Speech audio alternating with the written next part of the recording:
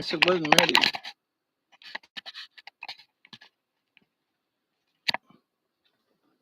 Hey, Chloe and Susie Q. How are you on this Tuesday evening? Was supposed to do live stream with Robert, but he's on call and he's wore out and asked if we could do it another time. So I'm sort of here tonight to pick up the slack, maybe, and continue our almost unbroken 73 or 4 different weeks in a row that we've done it. And is Pearl in the house? Hi, y'all. How y'all doing?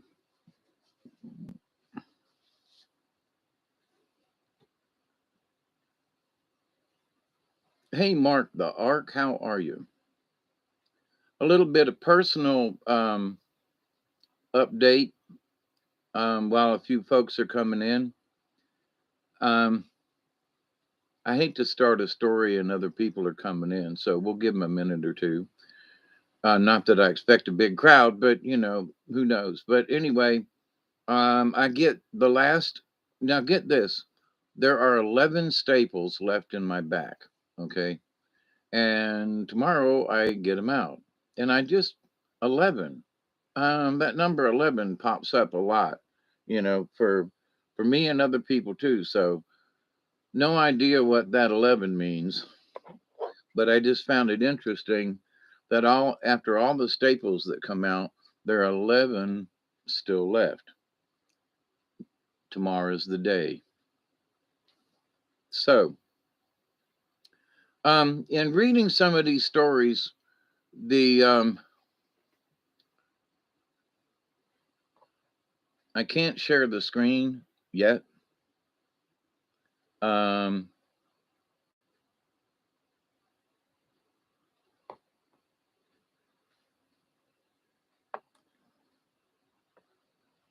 oh, what did I just do? Come on now.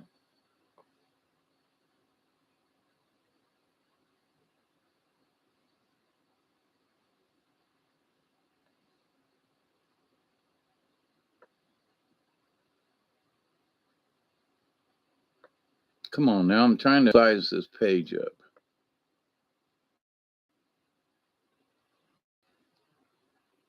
I'm trying to make it more narrow, and then I want to move it like that. Okay. There are a lot of creation stories and so forth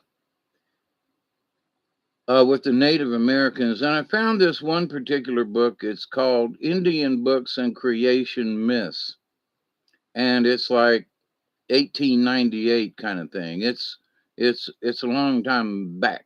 All right.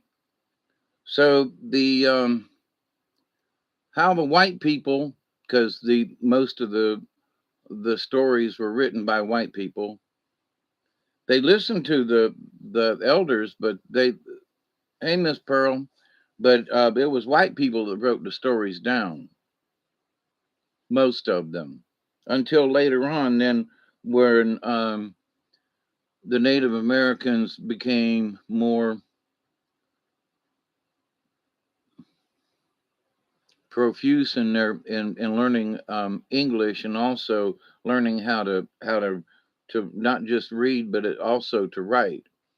So it was hard for them to write some of those stories down because, as my friend Kashka LaRue, he became a legend keeper with the Tlingit tribe. You all have heard me talk about him before, but he couldn't write anything down.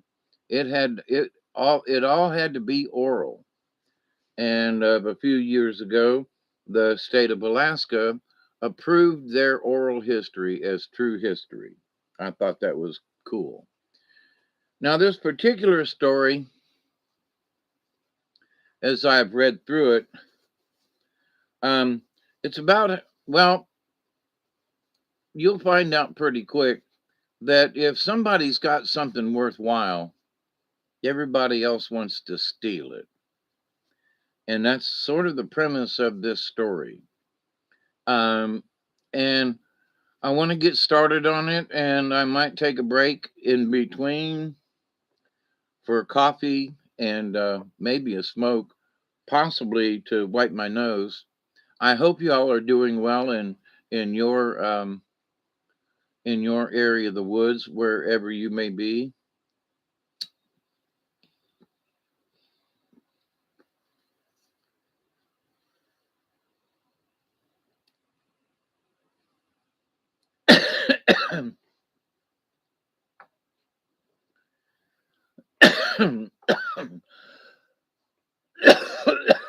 And I'm doing a 20 now because hopefully I'll be yakking in 20 minutes, 10 minutes actually.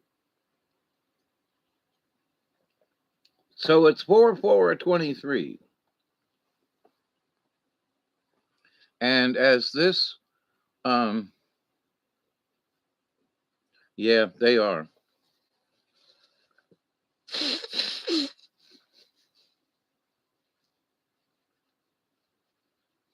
We had some tornado like weather come through yesterday afternoon. Thank goodness it didn't get down here. But over in Bainbridge, they had a tornado sighted. So, but anyway, so on with the stories. Um, y'all talking in the chat room, that's great. But I'm not going to be able to keep up with you because I'm going to be reading this story, okay? The first that we know of, oh, yeah, let's give out a shout out to Bob before we get started. Thank you, Bob. The first that we know of, Olelbis,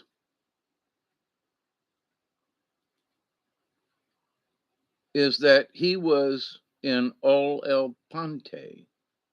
Whether he lived in another place is not known, but in the beginning, he was in Ol El Ponte on the upper side, the highest place. He was in Ol El Ponte before there was anything down here on earth. And the two old women were with him always. These old women he called grandmother, and each of them we call Pachuso, Pocaila. There was a world before this one in which we are now. That world lasted a long, long time, and there were many people living in it before the present world and we, the present people, came. One time, the people of the first world who were living then in the country about here were talking of those who lived in one place and another. Down in the southwest was a person whose name was Kachila. He could kill game wonderfully, but nobody knew how he did it, nor could anyone find out. He did not kill as others did. He had something that he aimed and threw. He would point a hollow stick, which he had, and something would go out of it and kill the game. In that time, a great many people lived about this place where we are now, and their chief was Torihas, Kiamila. These people came together and talked about Kachila. Someone said, I wonder if he would come up here if we sent for him. Now, where they lived was in the plains area. Let us send for him, said Torihas. Let us ask him to come. Tell him that we are going to have a great dance. Tomorrow we will send someone down to invite him. Next morning, Torihas sent a messenger to invite Katkachila. He sent Tesarki, Sakahal, and a very quick traveler.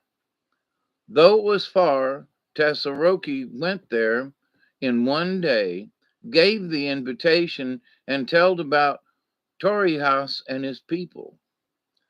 I agree, said Katkachila. I will go in the morning, he said. Tessaroki went home in the night and told the people that Katkachila would come on the following day. What shall we do? Asked they. First, we will dance one night, said the chief. Then we will take him out to hunt and see how he kills things. Katkachila had a sister. She had a husband and one child. She never went outdoors herself. She was always in the house. Nobody ever saw the woman or her child. When Katkachila was ready to start, he told his sister that he was going and said to his brother in law, I am going. You must stay at home while I am gone. The sister was Yonat. Her husband was Telicus. Katkachila came up to a hill up here, went to the top of it, and sat down. From the hill, he could see the camp of the people who had invited him. He stayed there a while and saw many persons dancing. It was in the summer and about the middle of the afternoon.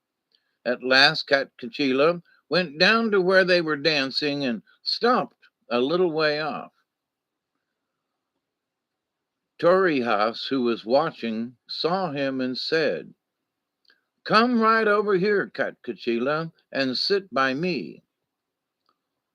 Olelbis was looking down from Olapanti at this moment and said to the old women, My grandmothers, I see many people collected on the earth. They are going to do something. Katkachila sat down and looked on. Soon all the people stopped dancing and went to their houses. Torihas had food brought to Katkachila after his journey. While he was eating, Torihas said to him, My grandson, I and all my people have lived here very long. My people want to dance and hunt. I sent one of them to ask you to come up here. They will dance tonight and go hunting tomorrow. Torihas stood up then and said, You, my people, we will dance tonight, and tomorrow morning we will go to hunt. Do not leave home, any of you. Let all stay. We will have a great hunt. Katkachila, will you stay with us? Asked he. I shall be glad if you go and hunt with us, he said. I will go with you, said Katkachila. I am glad to go. They danced all night. Next morning, after they had eaten, and just as they were starting off to hunt, the chief said to his people, I will send my grandson with Katkachila, and some of you, my sons, stay near him.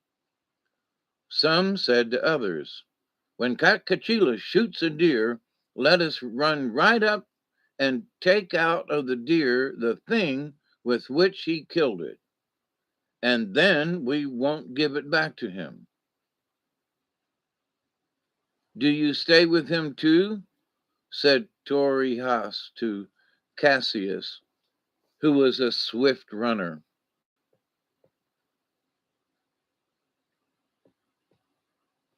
The whole party, a great many people, went to How Buli to hunt. When they got onto the mountain, they saw 10 deer. Katkachila shot without delay. As soon as he shot, a deer fell. And Cassius, who was ready, made a rush and ran up to the deer. But Katkachila was there before him and had taken out the weapon. He killed all 10 of the deer, one after another, and Cassius ran each time to be the first at the fallen body, but Cachila was always ahead of him.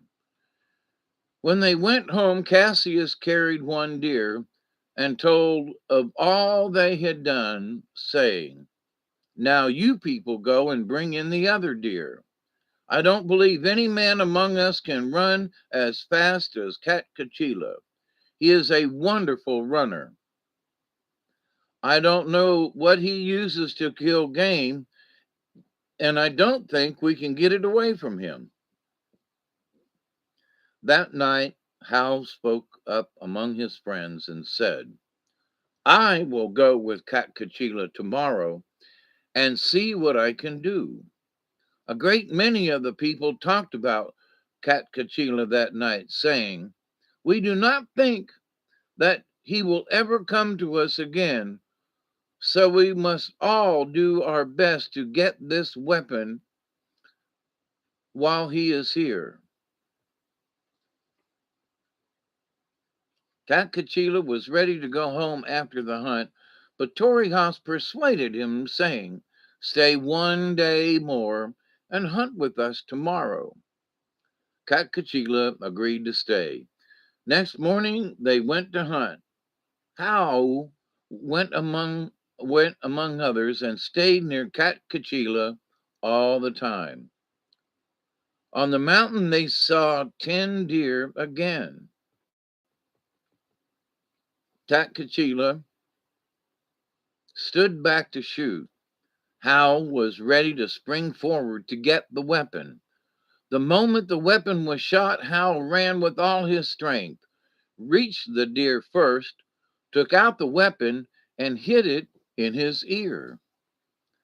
That moment, Cachila was there. "You have taken my flint," he cried. "Give it back."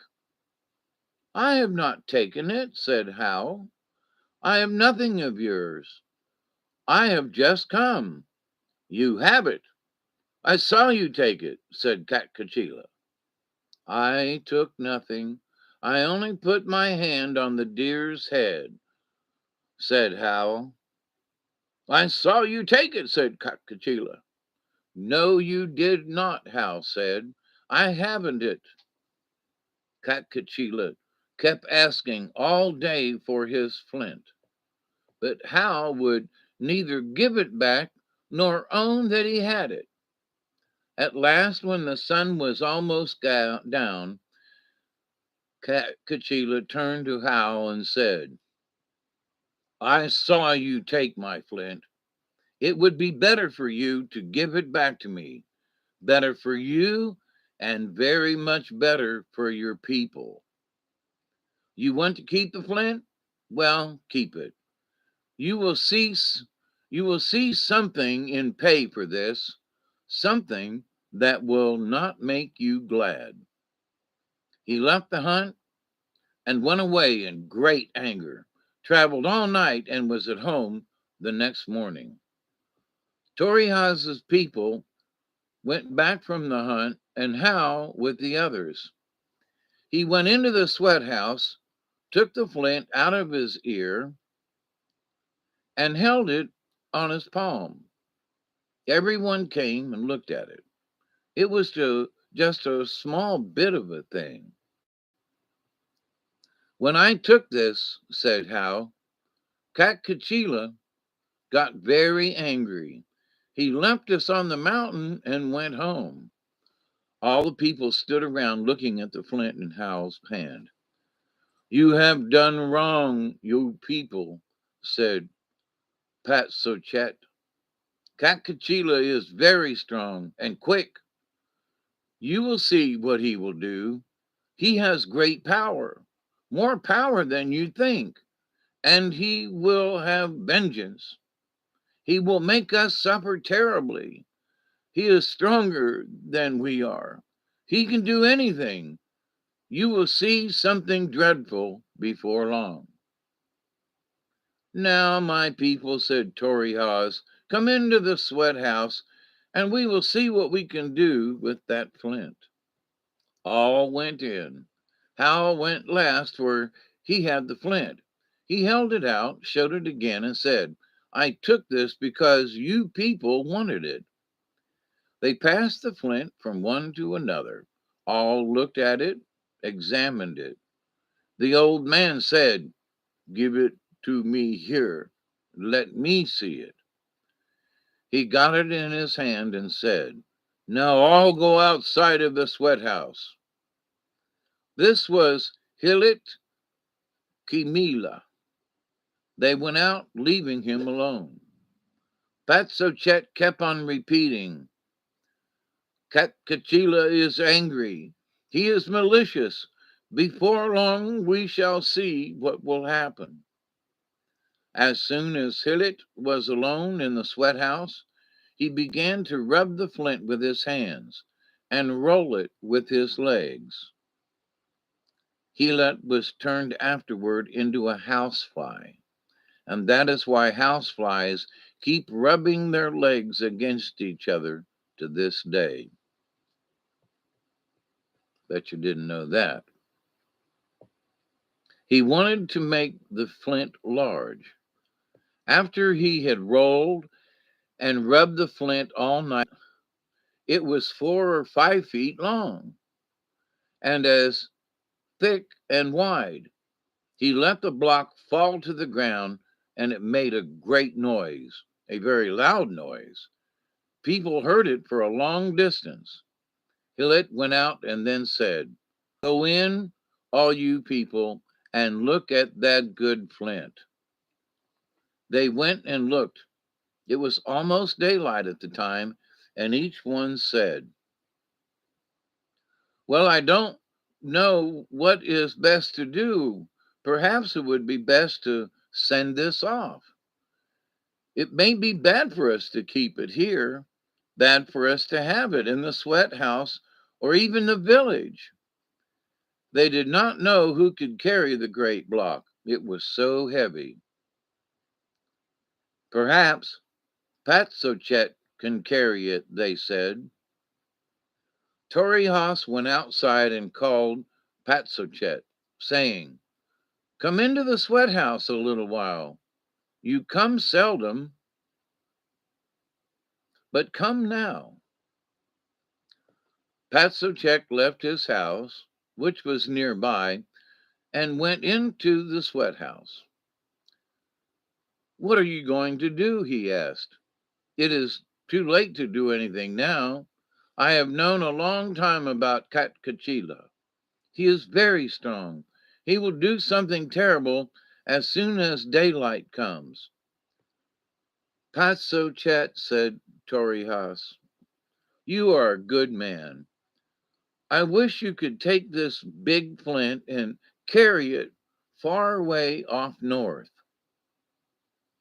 I don't want to take it, said Patsochet. It is too heavy. Torihas went to Karili, who lived a little way off, and said, Come into the sweat house. I wish to talk with you. Karili went in. Take this block, said Torihas. No one is willing to carry it away, but you are strong. Carry it north for me. Hey, Sheila. Karili took up the flint, but when he had it outside the house, he said, I cannot carry this. It is way too heavy. I am not able to carry it. Torihas called in Chechelis and said, My uncle, will you take this north for me? Why will not others take it? Why are they unwilling to carry it? Asked Chichelis. Well, I will take it, said he, after thinking a little, and he made ready. Take it and start right away, said Torihas. Daylight is coming. Go straight. I will go too, and when I am on top of the Torihampu Toro, I will shout and show you where to put the block. Chichelis put the flint on his back and hurried away with it. When Cachachila reached home, he told his brother-in-law, Telicus, and his brother-in-law's brother, Porarhamus, and Neonot his sister, how his flint had been stolen. It was just before sunrise. Telicus and Poharamus went out in front of the house and swept a space clean and smooth. Then they ran off to the east and got pine as full of pitch as they could find it. They brought a great deal of this, split some very fine, and made a large pile there on the smooth place. Just at this time, Torihas's people were in his sweat lodge talking about the theft. Nothing will happen, said most of them. Old Pat is always talking in that way, foretelling trouble. We will we will dance today.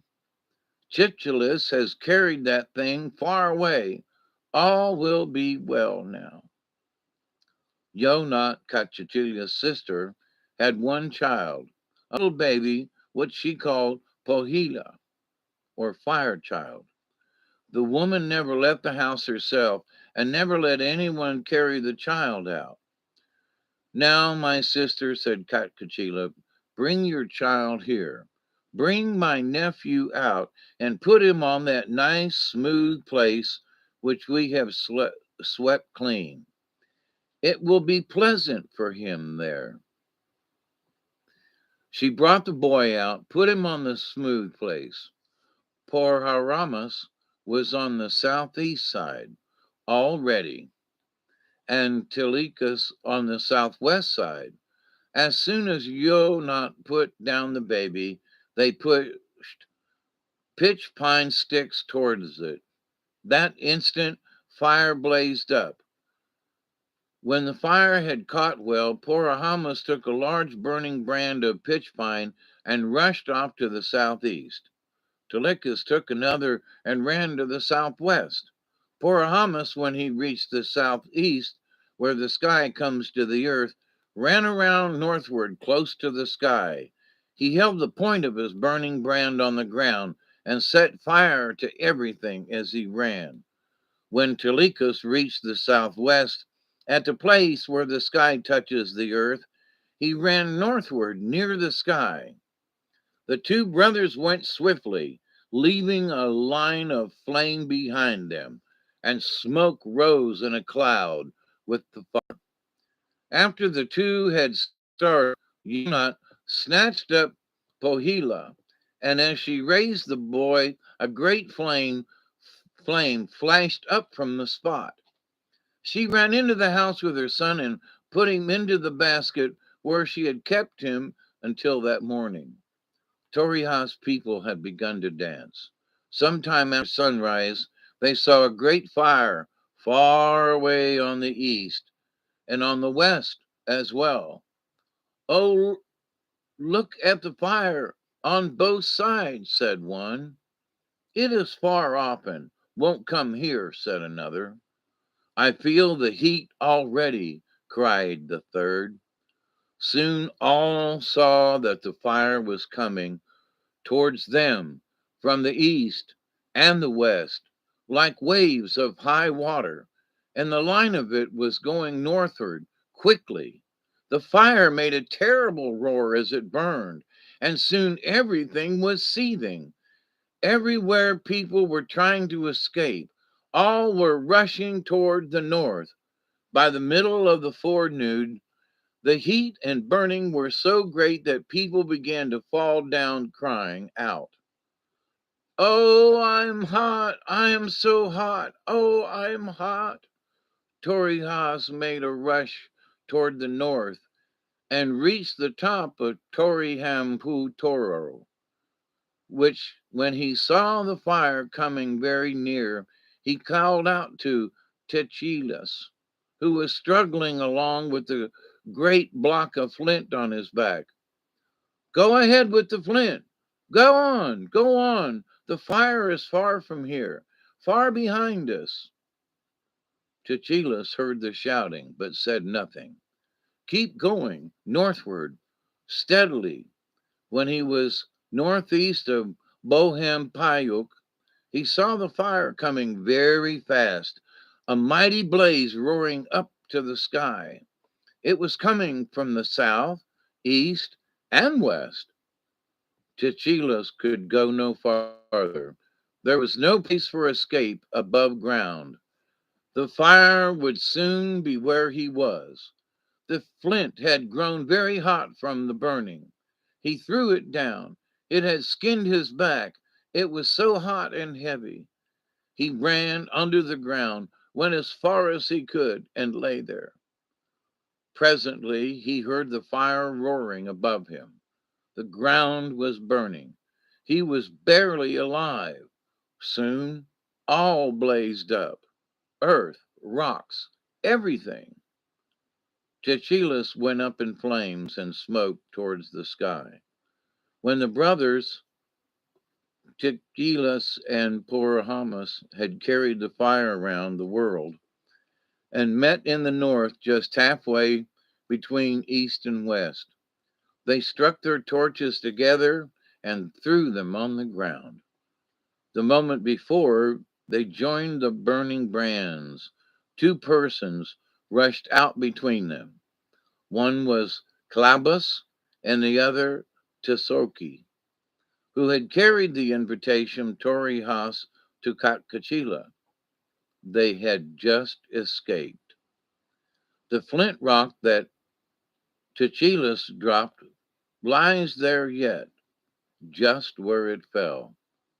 And when the Wintu people want black flint, they find it in that place. Porahamas and Tikiglas ran home as soon as they struck their torches together. Katkachila had a little brother. He put the boy on his back and went beyond the sky where it touches the earth in the south.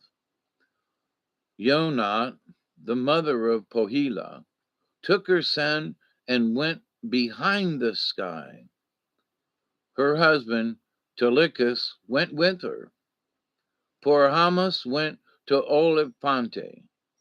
He flew up to where Olelibus is. Olelibus looked down into the burning world. He could see nothing but waves of flame. Rocks were burning. The ground was burning. Everything was burning. Great rolls and piles of smoke were rising. Fire flew up toward the sky in flames, in great sparks and brands. Those sparks became Colchico, sky eyes, and all the stars that we see now in the sky came from that time when the first world was burned. The sparks stuck fast in the sky and have remained there ever since the time of the Wakpohas, the world fire. Quartz rocks and fire in the rocks are from that time. There was no fire in the rocks before the Wakpohas.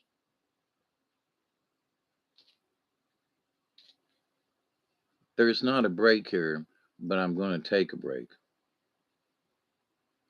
I'm reading from the Indian books Creation and Myths, dead end,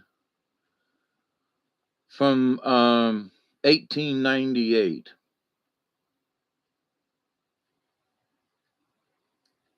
Right tonight, tonight Robert, hopefully he's sleeping.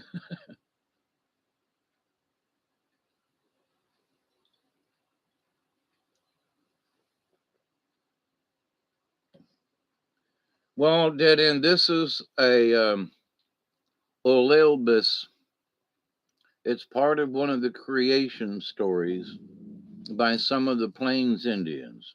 Now, it does not reference which ones in this particular, but apparently it goes back so far that there are several tribes who have sort of adopted the story or legend.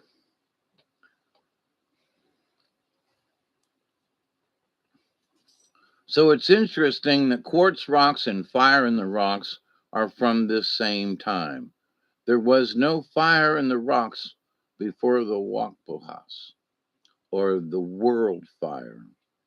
Now, we've heard of the flood and we've heard of a lot of stuff, but how many of you, raise your hands, have heard of the Great Fire?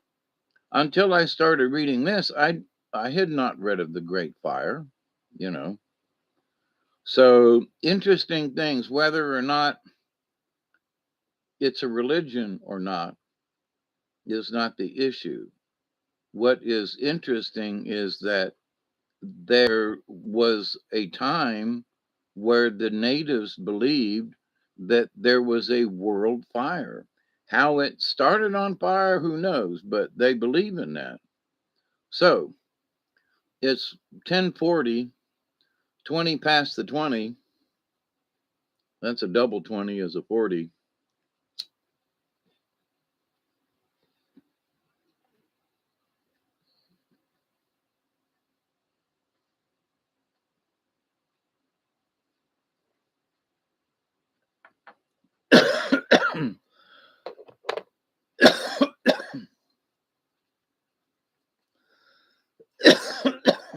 Made me cough, didn't you? Okay, Sheila. Hey, Podjo, Chloe, Dead End. Anybody else in there? No, there are no chapters in this. I mean, it is like really long in here. So, um,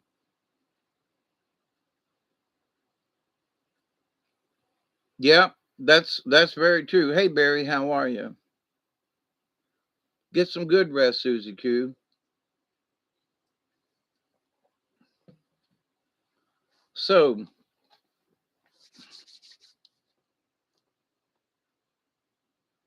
I'm going back to the story, y'all. Let's see, was that enough drink? So now, when Columbus escaped, he went east outside the sky and went to a place called Pam How Hootie Pam. Tessaroki went up the eastern side of the sky, ran up outside. Before the fire began, Olelbus spoke to the two old women and said, "My grandmothers, go to work for me and make a foundation. I wish to build a sweat house." So they dug out and cleared a place for the sweat house the day before the world fire began. Old Elbis built it in this way. When the two women had dug the foundation, he asked, "What kind of wood shall I get for the central pillar of the house?" "Go far down south," said the old grandmothers, "and get a great young white oak. Pull it up with the roots, bring it and plant it in the middle to support the house." He went, found the tree, and brought it back. "Now, my grandmothers, what shall I do next?" "North and bring a black oak with the roots. Go then to the west, put your hand out, and there you will touch an oak different from the others." He went north and west and brought the two trees. "Now," said Olelbus, "I want a tree from the east." "Go straight east to a live oak place. You can see it from here. Get one of those live oaks." He brought it with the roots and said, "Now I want two trees more."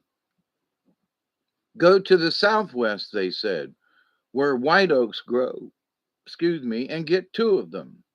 He went and got two great white oak trees, pulled them up with the roots, brought them with all the branches, and which were covered with acorns. Olelbus put the great white oak from the south in the middle as the central pillar. Then he put the northern black oak on the north side. Then he put the north then he put it in sloping so that its branches were on the south side of the house. Over against this he put a southeastern white oak sloping in like manner, so that its head came out on the north side. The western oak he planted on the west side, sloping it so its branches hung on the east side. Then he put up the two white oaks from the southeast on the east side, 6 trees in all. The top of each tree was outside, opposite its roots. Acorns fell from it on the opposite side. Olelbus wished to fasten the trees firmly to go together so they should never loosen. Stop, grandson, said one of the old women. How will you bind the top? Olebus said, I have nothing to bind it with, he said. She put her hand toward the south, and on it came Humus corlilui, a plant with beautiful blossoms. She took it with roots, stem, and blossoms, and made a long, narrow mat, the stem and roots all woven together inside, and the blossoms outside. Here, grandson, said she, put this around the top of the house and bind the trees with it firmly. He did this. The binding was beautiful and very fragrant.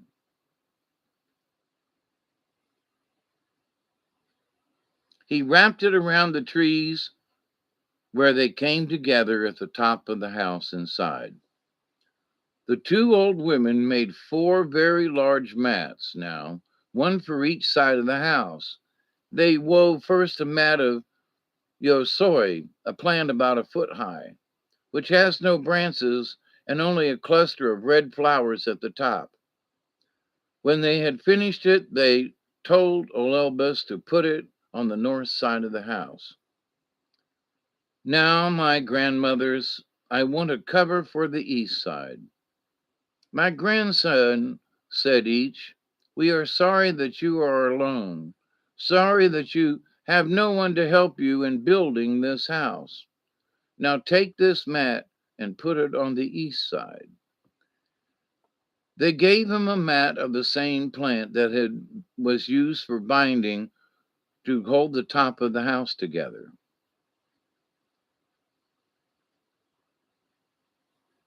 I want a cover now for the south side. The old woman put their hands to the east, and a plant came to them, a foot high with white blossoms of a very sweet odor. A great deal of this plant came, and they made a mat of it. They put all the blossoms outside. The mat covered the south side. Now, how shall I cover the west side? We have the covering already made of Tinkichi Louis, a plant with blue and white blossoms. They put that mat on the west side. The blossoms turned outward. The old women gave him all kinds of beautiful plants now and flowers to form a great bank around the bottom of the sweat house. All kinds of flowers that are in the world now were gathered around the foot of that sweat house, an enormous bank of them, every beautiful color and every sweet odor in the world was there. And I love y'all too. When they went into the sweat house, the perfume was delightful. The two old women said then, all people to come in the world below will talk of this house and call it Olel Pante, Hulit, when they tell about it and praise the house on high. Olelbus said, I want to lay something lengthwise on each side of the door. What shall I get? The two grandmothers said. We will get sawi, acorn bread make, made in a great roll like a tree trunk. They got sawi and put a roll at each side of the door. These rolls were put there for people to sit on. Olibus walked around, looked at everything, and said, I want this house to grow, to be wide and high, to be large enough for all who will ever come to it. Then the house began to extend and grow wider and higher, and it became wonderful in size and in splendor. Just as daylight was coming, the house was finished and ready. It stood there in the morning dawn, a mountain of beautiful flowers and oak tree branches. All the colors of the world were on it, outside and inside. The tree in the middle was far above the top of the house and filled with acorns. A few of them had fallen on every side. That sweat house was placed there to last forever. The largest and most beautiful building in the world, above or below. Nothing like it will ever be built again. Now, my grandson, said the old woman, the house is built and finished. All the people in the world will like this house. They will talk about it and speak well of it always. This house will last forever, and these flowers will bloom forever. The roots from which they grow can never die. The world fire began on the morning after the sweat house was finished. During the fire, they could see nothing of the world below but flames and smoke. Olelbus did not like this one bit. Grandson, said the old women, we will tell you what to do to put out that terrible Wakpohas, meaning world fire. There is a very old man, Kahit Kamilia, and he lives far north towards the east, outside the first sky. He stays there in one little place.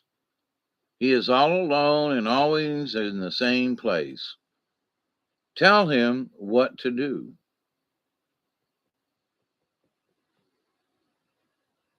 and he will do it. If you don't like the fire and the smoke down below, tell the old man to turn his face toward you, to come this way and to bring with him Memlomis. He sits with his head between his hands and his face to the north and never looks up. The place where he sits is called Wakimpam Pio Humak Pam. The first person who came to Elibis on that day of the fire was Kiri Harit. He came about daylight. You have finished the sweat house, my nephew, he said. I have, said Olalibus, but we are going to have trouble. And do you, my uncle, go up on the west side of the sweat house, look around everywhere, and tell me what you see.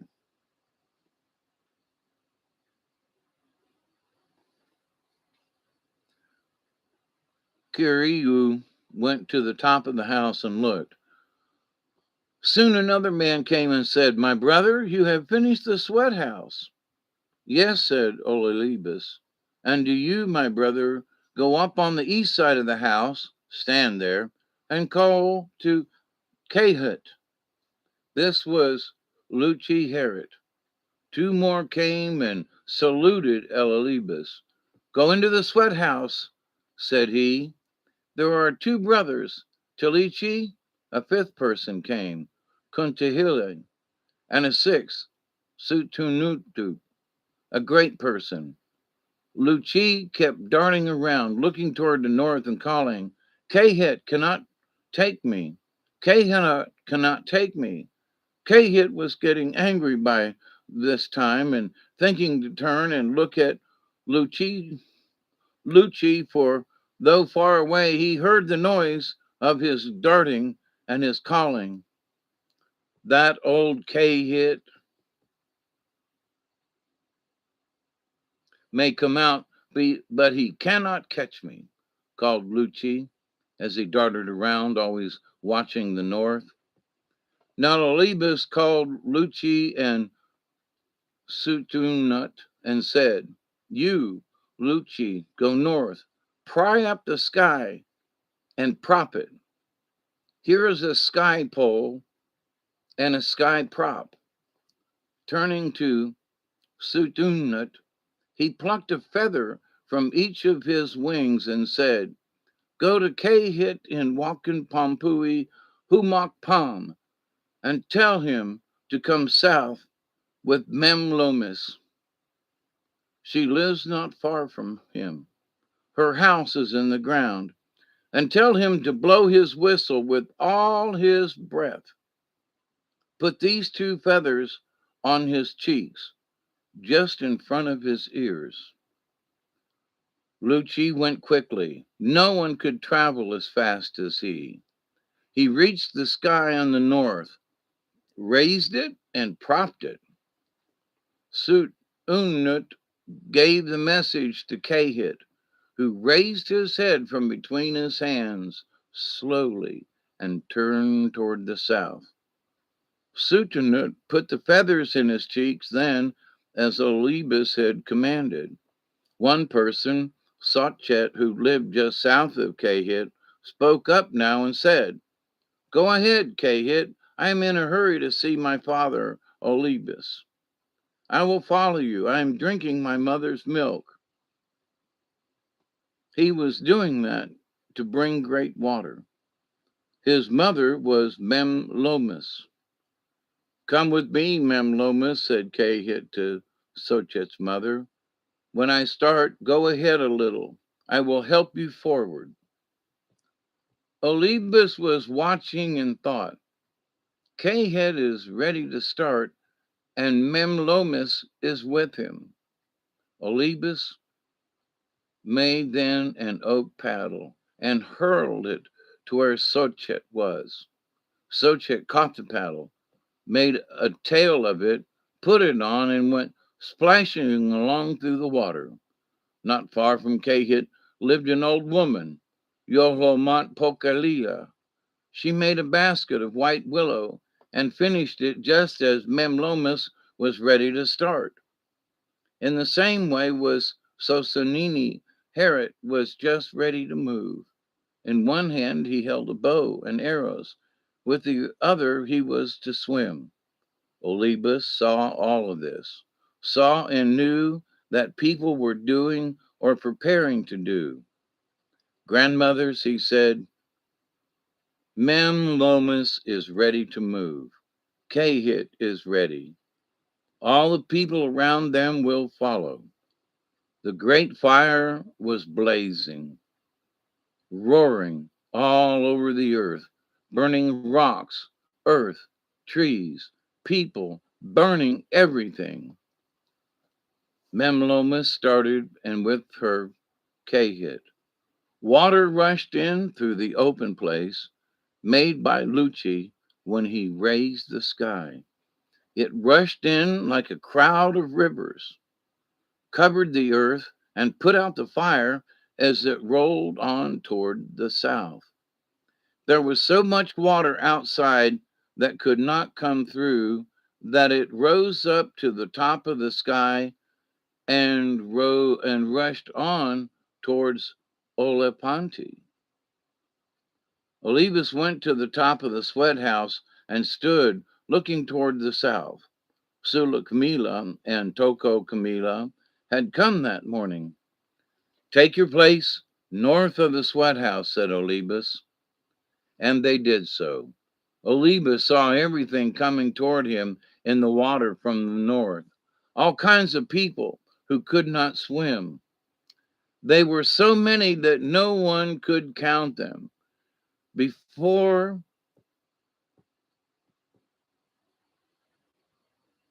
he built the sweat house. The two grandmothers had said to Elibas, "Go far south and get pillock, which is a tall plant with a strong fiber, and make a cord." He did so and twisted a strong cord from pillock. Of this he made a great sling. He put his hand to the west, and Kilson came on it, a round white stone an inch and a half in diameter. He put the stone in the sling, tied the sling around his head, and kept it there always. He took this sling in his hand now and stood watching, ready to throw the stone at something that was coming in the water. Olelbis threw with his left hand.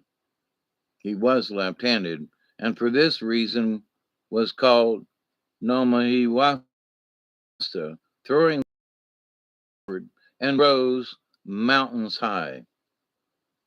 Following closely after Memlomis came Kahit. He had a whistle in his mouth. As he moved forward, he blew it with all his might and made a terrible noise. The whistle was his own. He had had it always. He came flying and blowing. He looked like an enormous bat with wings spread. As he flew south toward the other side of the sky, his two cheek feathers grew straight out, became immensely long, waved up and down, and grew until they touched the sky on both sides. While Kahit flew on and was blowing his whistle, old Yoholmit lay in her basket. She floated in it high on the great waters and laughed and shouted, "Ho, ho! How glad my aunt is to see the water." "Hear how she laughs," said Olelbis, and he gave her two new names, Hair Belt Woman and Water Foam Woman. "Look at my aunt," said Olelbis again. "She is glad to see water." As Yoholmit was laughing and shouted, she called out, "Water, you big, grow all the time. Be deep so that I can float and float on, float all of my life." Olelbis was watching everything closely. Sosini Harriet was coming. He held a bow and arrows in one hand and swam with the other. He was next behind old Yo Holmit. "Look at my brother, Sosini. Look at him swimming," said Olelbis. When mountains of water were coming near swiftly, Olelbis said to the two old women, "Go into the sweat house."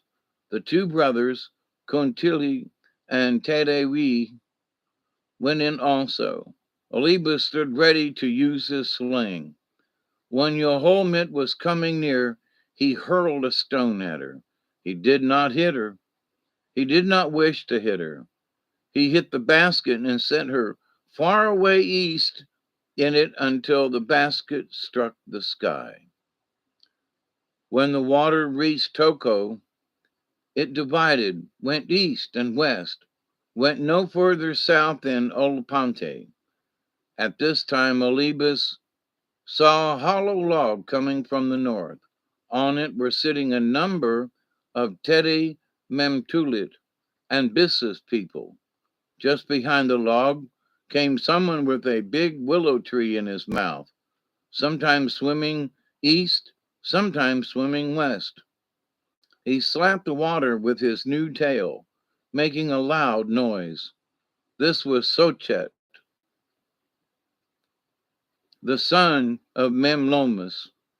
Olelbus struck the log with a stone from his sling and threw it far away west, with all the Memtulits on it except one, which came to the sweat house and said, "My brother, I should like to stay with you here." This was Tede Memtulit. "Stay here," said Olibus. Next come Wokwok, He was large and beautiful and had very red eyes. When Kahit came flying toward the sweat house and was still north of it, Olelbus cried to him, "My uncle, we have had wind enough and water enough. Can you not stop them?" Kahit flew off toward the east and sent Lomus back. Lomus, said he, "you are very large and very strong, but I am stronger. Go back. If not, I will stop you. Go home." Lomus went back north, went into the ground where she had lived before. Kahit went east and then turned and went north to where he had been at first, and sat down again in silence with his head between his hands. When Lomus and Kahit had gone home, all water disappeared. It was calm, dry, and clear again everywhere. Olibus looked down on the earth, but could see nothing. No mountains, no trees, no ground, nothing but naked rocks washed clean. He stood and looked in every direction, looked east, north, west, south, to see if he could find anything. He found nothing. After a time, he saw in the basin of a great rock some water, all that was left. The rock was in Tetsaru Heril. My grandmothers asked Olibus, "What shall I do now? Look everywhere. There is nothing in the world below but naked rocks. I don't like it." "Wait a while, grandson," they said. "We will look and see if we can find something somewhere, and perhaps we can." On this earth there was no river, no creek, no water in any place but that water in Tasari Haril. This was the morning after Memlomus had gone home. Now a person came from the east to Eleponte, Calibus Herit. "My uncle," said Olibus to Calibus, "I am looking all over the world below, but can see nothing on it. Do you know any place beyond the sky on the north or the south or east or west where there is earth?" "I know no place where there is earth," said Calabas. Soon another person, Ulihal Herit, was seen coming from the west. When he came up, Alibus asked, "My uncle, do you know of earth or trees or people in any places beyond the sky?"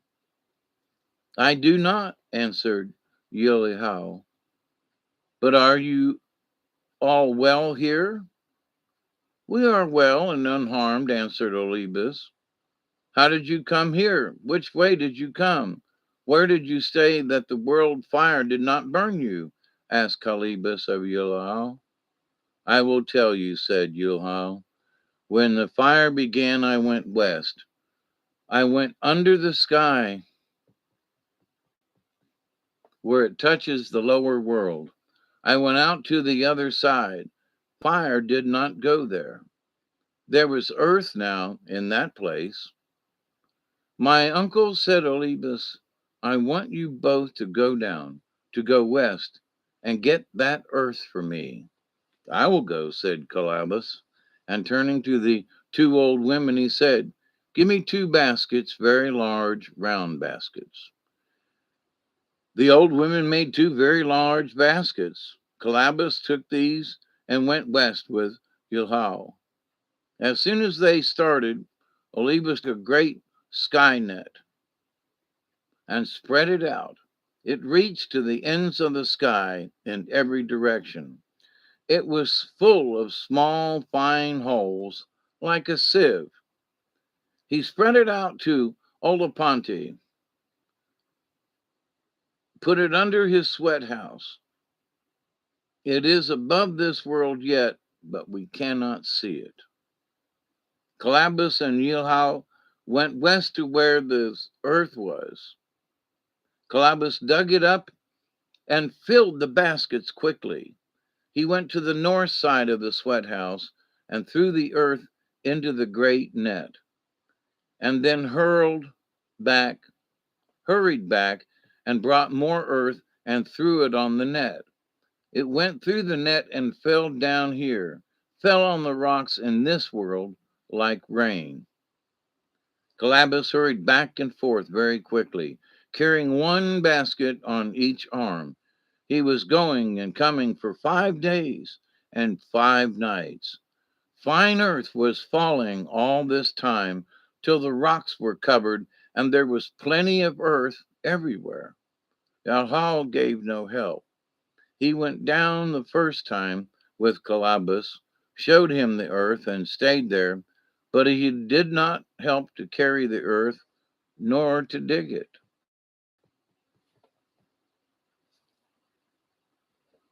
When Columbus had covered all the rocks with good earth, Orlelbus told him to rest.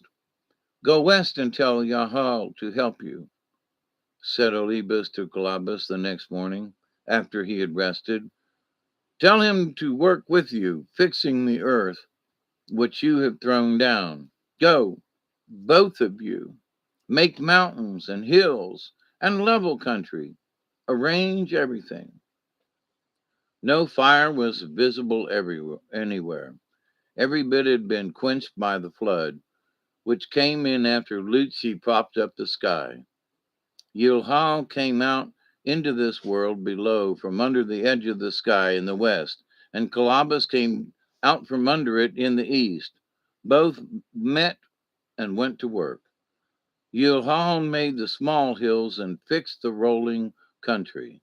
Columbus raised the great mountains and mountain ranges.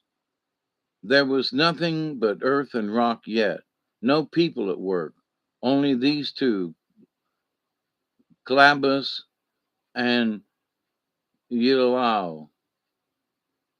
Oliba stood watching and looking. He looked 5 days, found no fire in any place. Next day he saw a little smoke in the southwest coming straight up as if through a small opening. Olebus had a winishayat on his head, tied in his hair, and the winishayat said to him, My brother, look, there is a little fire away down south. A woman there has a fire in a small basket. This woman was Yonat, the mother of Pohila, who had gone back to live in her old house. My brother, said Olebus, turning to Teddy Uwinu, do you see that place there? Go and bring fire from it.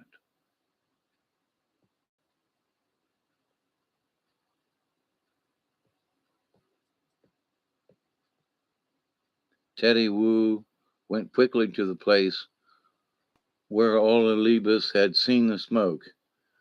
He found the house, and looking through a crack, he saw the glow of fire, but not the fire itself. Teddy Wu stayed 5 days and nights watching. He could not get into the house where the basket was. That house was closed firmly and had no door. At last he went back to Olipante without fire. I should like to catch the fish where I see jumping in that southern water, said Contili, but we could not cook fish if we had it, for we have no fire. You would better go yourself and try to get fire, said Olebus.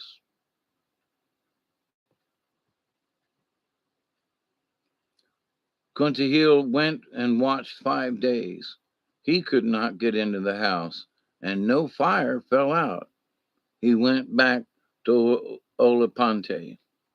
We need fire, said Olebus, but how are we to get it?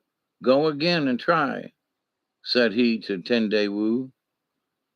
Watch till fire falls out, or go in and take some. Calbus and Yahal were at work yet.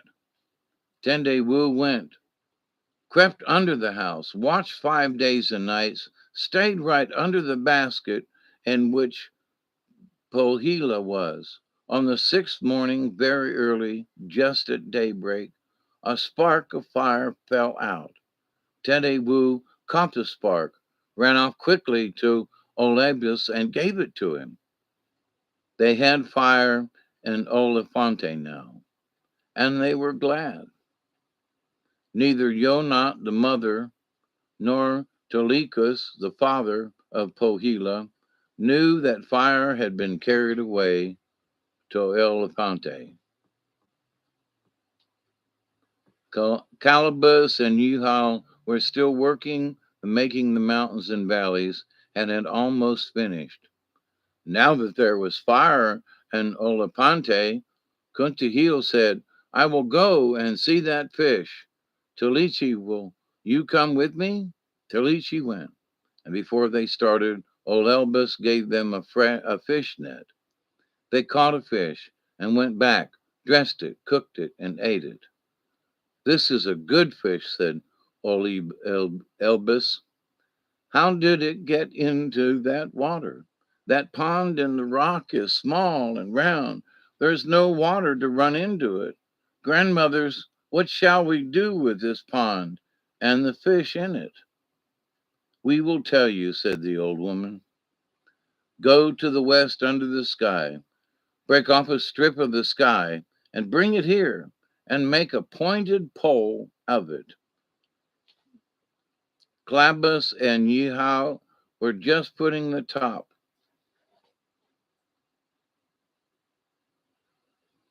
Oops, I lost my place. Hang on.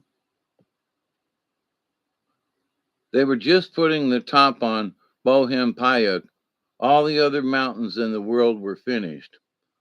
Olelbus went west, got the sky pole, and pointed one end of it. He stuck the pole down at the foot of Bohem Payuk, drew the point of it along the southward, making a deep furrow. Then he stuck the pole far north and made a second furrow to join the eastern end of the first one. There was no water in either furrow yet, and Olelbus said, Now, my grandmothers, what shall I do next? Take this grapevine root, she said, throw it to the place where you thrust in the pole at the foot of Bohem Payuk.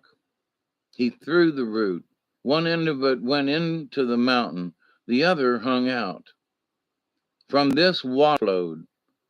This will be called Winnie Mem, said the grandmother. The country around it will be good. Many people will go there to live in the future. The grandmothers gave a second root, a tool root, and Olibus threw this far north where one end stuck in the ground, as had the grapevine root, and from the other flowed Payumim. There is much tool at the head of Payumim to this day. Olibus took his sky pole again and made deep furrows down southward, large ones for large rivers and smaller ones for creeks. Water flowed and filled the furrows, flowed southward till it reached the place where Kuntahil found the first fish. And when the first large river reached that little pond, fish went out of it into the rivers, and from the river into all the creeks and rivers. When the rivers were finished and the water was running in them, Olelbus saw an acorn tree in the east outside the sky. He looked on the north side of the trees and saw someone hammering.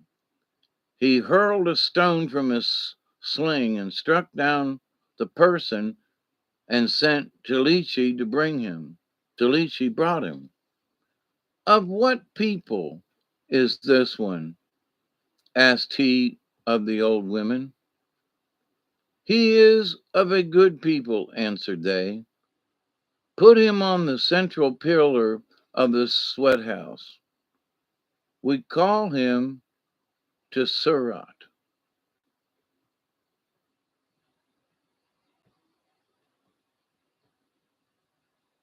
And with that, going to take a break. This story goes on, but it's been an hour and 20 minutes, and I think I've had enough with this story. But let me do a place marker. Let's see. Yeah, we're on page 30 something. Yeah, it's a 20 time too, and I'm ready.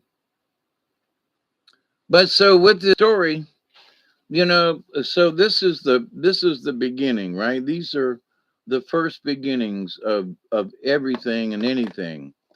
And so out west, there are some scientists and geologists and stuff that claim there was a huge collection of water up around Montana and Washington, the state of Washington. And there are remnants of where the water ran and how fast it ran and the furrows in the land. And so they estimated that there was a huge lake at one time that just basically came down through oh, my band-aid, down through like Death Valley and down through there and washed out the whole place. And not just Death Valley, but other spots in the Great Plains. So the idea that that here was this entity, this Lou Mem, I think, anyway, that she was the water, and the water came and washed out the fire and went all this way south. It's just curious that there is evidence of this happening.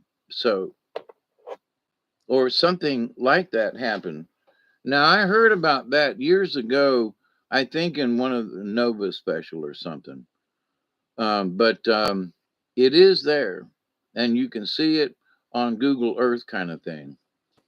So,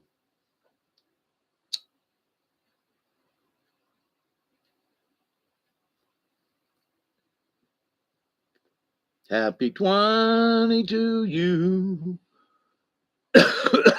until we meet again. Happy trails to you.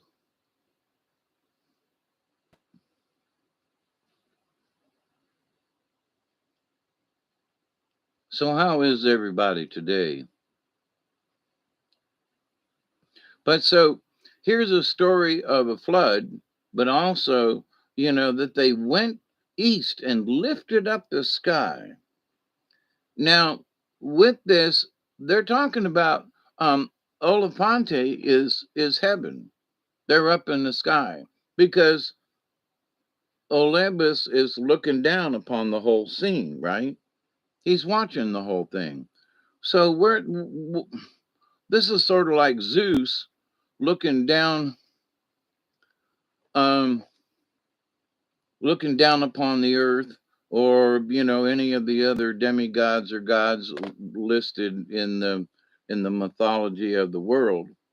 But so his grandmothers, now it doesn't say where his grandmothers came from and who this you know Olympus is, other than he's sort of a god figure or a demigod or something like that. But that, where do these grandmas come from? Where does uncles come from? Where did these folk come from? It doesn't really matter, I don't think, in the grand scheme of things, that we know where all of these characters come from. But his uncle, blah, blah, blah, came in, and his sister, and, who never left the lodge, who never left home, and she didn't take her child out. But guess where they got the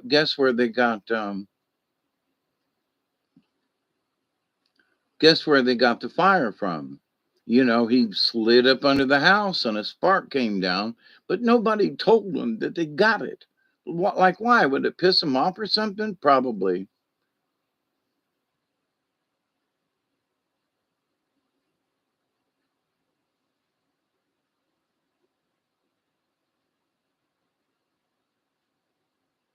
Yeah, that's right, dead end. But the interesting thing, and in the forward to this book where this story comes from, they talk about how, and Robert V and I have talked about this on Milky Way a bunch of times, especially me, you know, the culture and traditions and stories in uh, in the Americas, both North and South, were untouched by Eastern or Western cultures. They're nothing about the Catholics or Jesus or nothing like that. And they knew nothing of Buddha or any of the Hindus or Shere Khan or any of these other spirit these gods or whatever. So the Americas were just pristine and clean in that respect. But the fact that they have their own story, but it flooded up to the mountains, and Olympus had his bow and was watching people coming with the flood, like riding the wave. Um, so it's interesting, but they didn't say it flooded the earth. It didn't wipe out everything. It didn't. Hey, Mary Winds, how you doing? So, but it put out the fire. So the flood was there to put out the fire, not to kill the people. Okay. So there's a big difference, in my humble opinion, about this thing about the flood.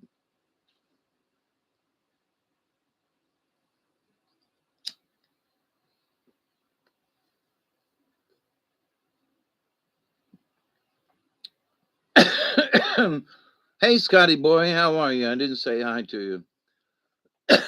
It's good to see you. Boy, there goes my blood pressure. Woo-wee. My blood pressure was very high today. Had to call the doctors and folks, and I was scared they was going to take me to the hospital because of my high blood pressure. It is down now, but um, got to keep an eye on it. Anyway, so but with this creation theme, it's like, so they sent Olelbus took and sent, he had his grandmother's make two large baskets, and they found earth and sent the dude over there to dig up the earth and come back and threw it through a sieve, right? Now that was interesting that they created this net in the sky and then threw the dirt in it, and it sifted all the dirt around and made it all nice and pretty. Yeah, and the wind cried for Mary. Yeah, that was a good song. Yeah, it still is, but yeah. Mary, Mary, quite contrary, how does your garden grow? With little bells and cockle shells and all pretty maids in a row, something like that. Yeah, Scotty, after all this, I really don't want to go. What are they going to do me but IV me again? Yeah, I'll take my chances at the house, at least for now, especially with all this medicine I'm popping in me.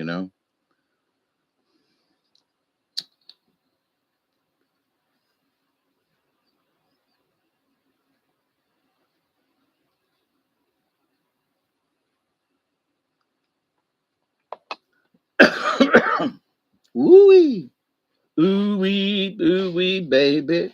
Oh, won't you let me take you on a sea cruise?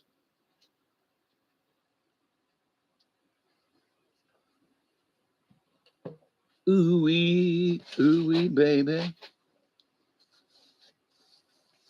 So anyway, with the creation of stuff, so the fact that they're scorched the earth and then went and found dirt and then put it back over it very gently and had these two dudes make, one of them made the rolling hills and the other guy made the big mountains. And so the idea that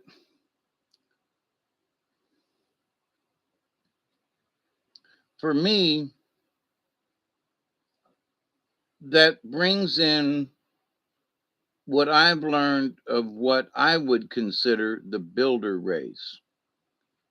And it was a race of giants. I mean, varying degrees up to 75-foot tall, big, big dudes and dudesses. There were lady giants too. But that you've seen, some of you have seen those big, those large, huge spheres that have gone up to the sun and put its little tail in there and gotten whatever off the plasma off of the sun. That those those are planet sized orbs, spaceships. And part of what the years that on the inside of those planets lived the giants, and that they traveled from different solar systems, and that they were the builder race, one of the builder races, where they literally took a planet and went in there and planted stuff and formed stuff and did stuff. And then they got back in their spaceship that looked like a planet itself, and scurried off across the universe to go do it again. Kept coming at me with at 3 a.m. Ooh, we explained that. Ripped off another's creation myth. Or I think the thing is there have been similar events. I mean, down here in South Georgia when we had that hurricane 4 years ago now, Michael, there are people who have experienced high winds, who've experienced tornadoes, but to have experienced that hurricane where pine trees were literally blowing side pine trees, grown pine trees were literally being pushed sideways. That's an experience. I've been through a lot of hurricanes and tropical storms and stuff. A tornado had been over my house twice in my lifetime since I've lived here and have tore down the neighbor's barn. I've talked about that. But the idea though that, but somebody somewhere else, they've had high winds and water surges. It's been 20 years ago now, but the Flint River flooded Albany, Georgia. It flooded in the backyard to where it was almost up to the steps back here in the back, which is like a lot of water. And but it hasn't flooded like that in a long time. But it has flooded. So there are flood events that have happened here. People say, "Oh my God, the river flooded and it was in the backyard and everything, and you couldn't go down the road." And it's true. We were sort of blocked in at the time because there was so much water, and you couldn't get anywhere because the trees were down across the roads and stuff. You couldn't get gas or chainsaws because all the power was out. I mean, it was wild. But the idea is that this has happened in other places on Earth. We've had several hurricanes come through here. I lived in Tampa, and Tampa hasn't had a hurricane since I left. And they all followed me up here to South Georgia. But anyway, but the idea though that so there are storms, there are things that happen, there are flood situations. But does that mean it's the same thing that happened in Europe? Well, the Danube flooded, and this flooded over there, and that flooded. But is it the same as our and Miss Sheila? It was awful. Trees falling, winds blowing very high, water rising on the creek. Yeah, since Sheila lives right next to me, it was something. But watching those pine trees turn sideways was just mind blowing, just absolutely mind blowing. But my point to this, though, that is that we had this storm here, but there are folks in other places around the world that have storms. And are they the same? No, but at the time, I felt like, holy crap, that this is going to rip my house down, and I'm going to be dead somewhere, laying in a field over that duration because the wind was coming from behind the house, um, uh, from back this way. But anyway,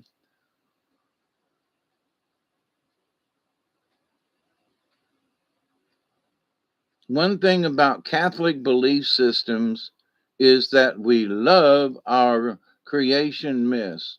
We love the iconography. We love the idea of damnation and salvation. It's very dramatic. Yep. And that's why I got out of it. Because in the end, it was all politics and bullshit. You know, you have to attain a certain status within the church in order to get in order to get grace from God. You have to be baptized, and then you have to be, um um um um oh, confirmation, right? You got to study your book, and you got to do these things. You got to go to classes, and you have to um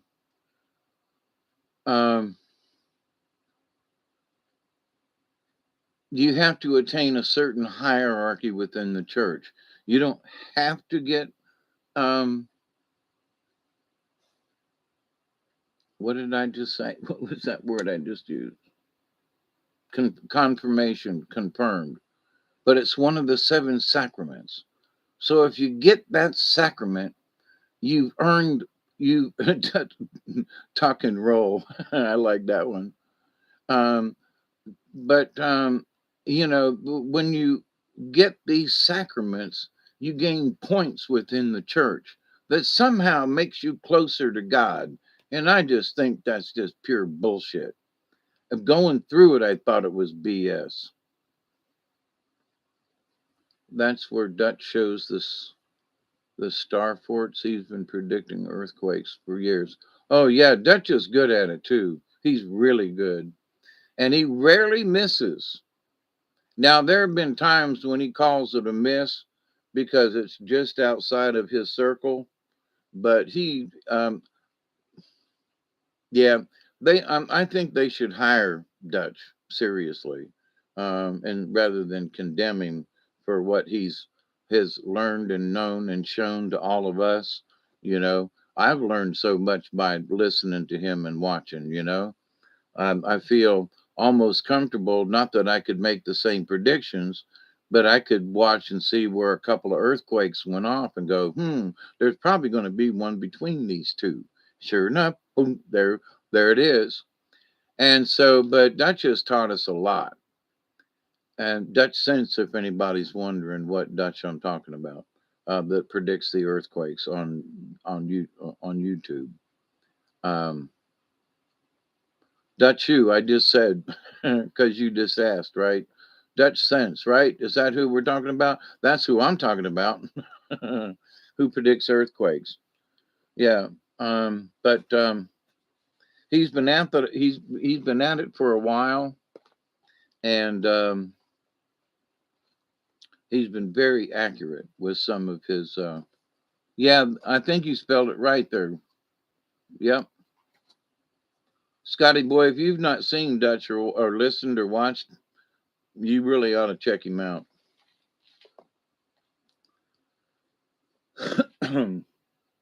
And the thing is, I don't know. I've been subscribed to his channel for 6, 7, 10 years, a good while. Yeah, Mary. If you see one, you can tell one. There's going to be one on either side, and I don't know if I could predict the magnitude and that kind of thing, but I could go, oh, look, there's going to be one over there.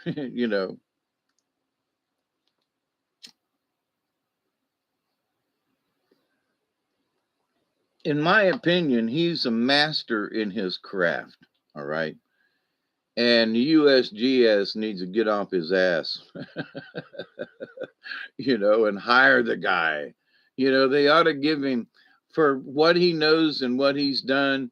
They should hire him for 200 grand a year. Yeah, 200 grand a year. and let him make these predictions. He could probably save millions of lives rather than what the USGS does. And if he worked for him, he might be able to pull out some of the things that that USGS have been hiding.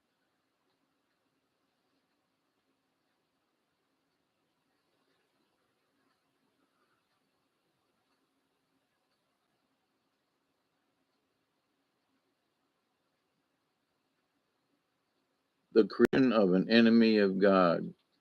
Oh, there were so many enemies. Yeah, but the Catholic Church, you see, they created those things. Um, the end. But one of the things that they did was they scared the crap out of you. If you don't do this, you're going to hell.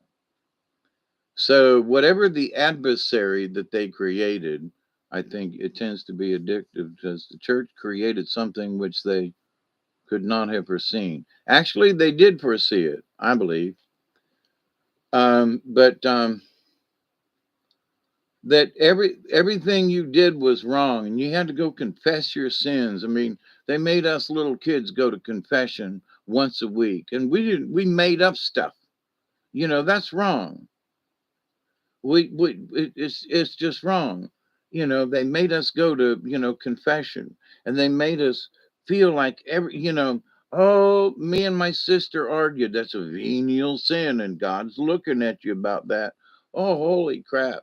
Oh, I threw a rock at somebody. I didn't hit him, but I threw a rock at Josie's. Oh, you shouldn't have done that. Oh, that's a venial sin. Gotta go confess it. I mean, we made up shit because we're 9 and 10 and 11-year-old kids. What have we done that's a sin? But, from the Catholic standpoint, you know, um, they were making up shit. Why not us? But you know so that was the brainwashing, and of course you had to go with the hierarchy of the church. So you were baptized, and all right, if you were older and you joined the church, you still got baptized. But then there was, because my aunt Shirley was joined the church, and I remember her baptism. Her and I we went through confirmation together at Most Holy Redeemer in Tampa. So I have been there, done that, with a Protestant who became a Catholic.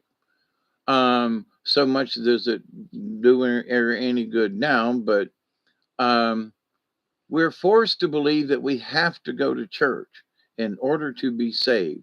We must go to church in order to be saved. And it must be on this particular day of the week, which years ago, and the the Seventh Day Adventist, I believe, they got it right because many years ago the Pope and them got together, and it church used to be on Saturdays, but everybody went to town on Saturdays, so they moved it to Sundays. Yep, true story. Look it up. So it wasn't always Sunday. They made the day a matter of convenience. And well, it's all about the money too, because well, Saturday is just not convenient to us.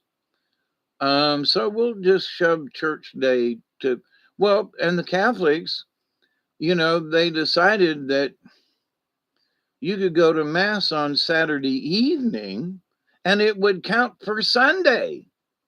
Wait a minute, holy crap. I can go to church on Saturday, which my pops used to do all the time before he passed away 20 odd years ago, 23 years ago now. But the idea that you could go to church on Saturday night, well, Saturday evening, it had to be past 1 o'clock in the afternoon or some shit. They made up some rule. It had to be in the evening of Saturday, but it would count for Sunday. Now, if that ain't bullshit, I'm just, if that ain't bullshit, I just don't know what is. Well, we bent the rules so this could happen. And, we still want you to go to mass and everything. We want to make it convenient. But now we're going to pull it over. Are you kidding me? all those years that we couldn't eat meat on Fridays. And then one day they said, we changed our minds. Yep, I agree with that.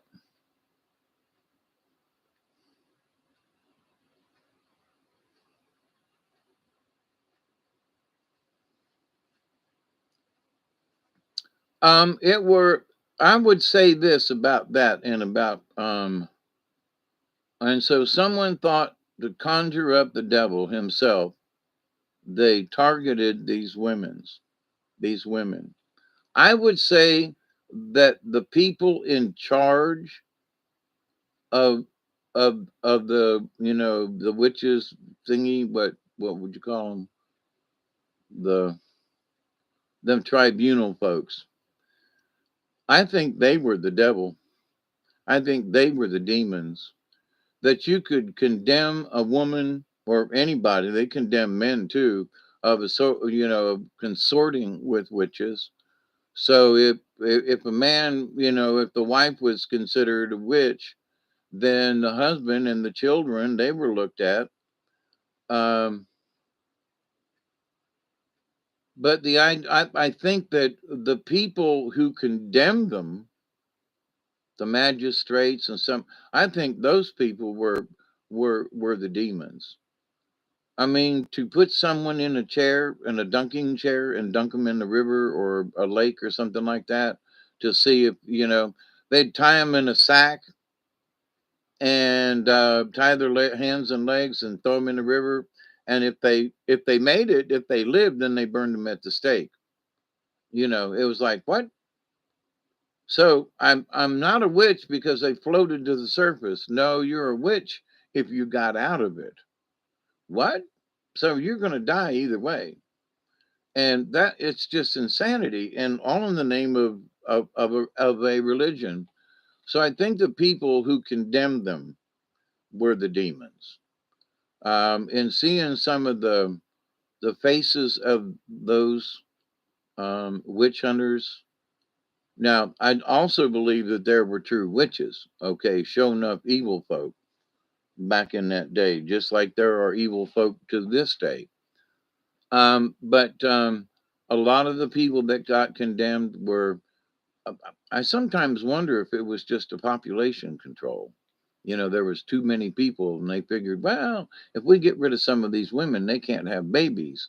And Art Bell did many a show about the vampires. Well, there are energy vampires for sure. I've known people that will, just sit near them and they will suck the life right out of you, all while they themselves are doing unthinkable. Yeah, exactly, Scotty boy, and justified it in their minds. Yeah, Father Facchetti, who justified diddling me and who had porn in a way that a priest should not have had porn at all, but also Father Eugene McCarthy at Most Holy Redeemer, who, piddled a bunch of boys, and I'm not sure of girls, but he was outwardly gay and frivolous. And oh, goodness, I mean, he was flagrant back in the 60s. And, I remember we were doing a funeral, and David Fredericks was on one side, and I was on the other side. We're standing on the steps, and they're carrying the casket down to the hearse, and the priest is behind us, and he's pinching our butts. And Fredericks turned around and slapped him, and he said, "You leave your goddamn hands off of me, you fruitcake." That was at a funeral. We were altar boys and had been given the right to go do this funeral. And Father McCarthy was just,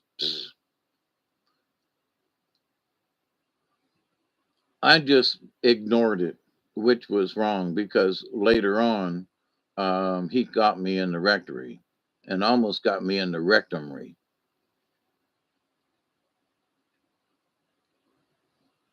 But I think I would have hurt the man. But to see the look on his eyes, the look in his eyes, was demonic. All right. That's all I can say. So here's a priest who's supposed to be, I'm supposed to look up to. I've said mass. I've been an altar boy. I have been, as much as I could be, a really good Catholic, above and beyond what other folks do, because I was, doing things with the Catholic Youth Organization. I was, donating my time as an altar boy and all. I mean, I wasn't just your normal Catholic who just went to mass on Sundays. Not that that was bad, but I went above and beyond the normal because I was considering being a priest. So, my spiritual adventure started as a young child when as I've said before, I've had visions of Mother Mary and have had conversations. And here I am at 70 having conversations, about the Catholic Church and, trying to tell folks, hey, listen, if you think it's all that, you go right ahead. But I would prefer you to go study some other things. Like Sister Helene told me, go study Buddhism. You'd be better off. Go study something that's really truly spiritual. The Catholics, it's all about the church. It ain't about God and spiritualism. It's all about the church, whether you do right or wrong. And if it's a venial sin or a mortal sin, or you got to follow the rules, and if you don't, then that's a sin. And it's all about the church. And the church is just a bunch of malarkey, in my humble opinion. When as I continue to talk about, it's not about the religion, it's all about the spirituality. Some are without a conscience and a soul. Yeah, there are some like that.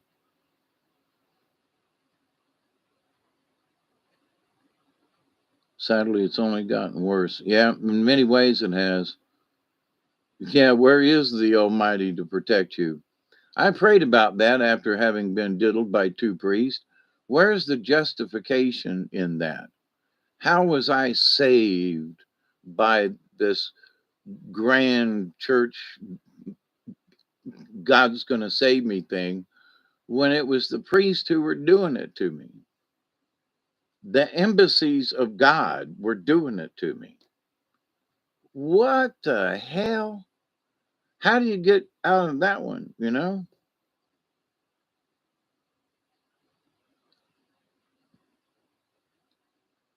Mark, did I say hi to you? Hi, if I haven't. But so anyway, there are a lot of other faiths that you can read the Bible without having to go to a church, because going to a church means that you must worship there. A lot of churches come worship with us. And I'm like, I'm not going to any church or any organization where they ask me to worship something. Ain't going to happen. Now, with the Charistus group and with some other folks, um, uh, to me, especially, I've talked about this before, with the old Bible, it was the word adore was used. Let's show our adoration for Christ or for God, not worship. The King James version, he changed all of that to worship. And so most folks are doing the King James version, and so everybody is going to go to church to worship.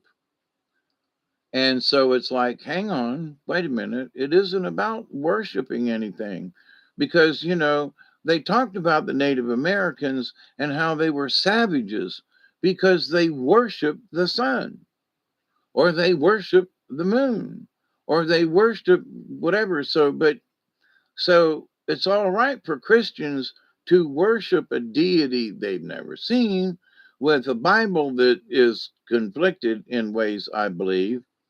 And you must give 10% to the church. Don't forget tithing.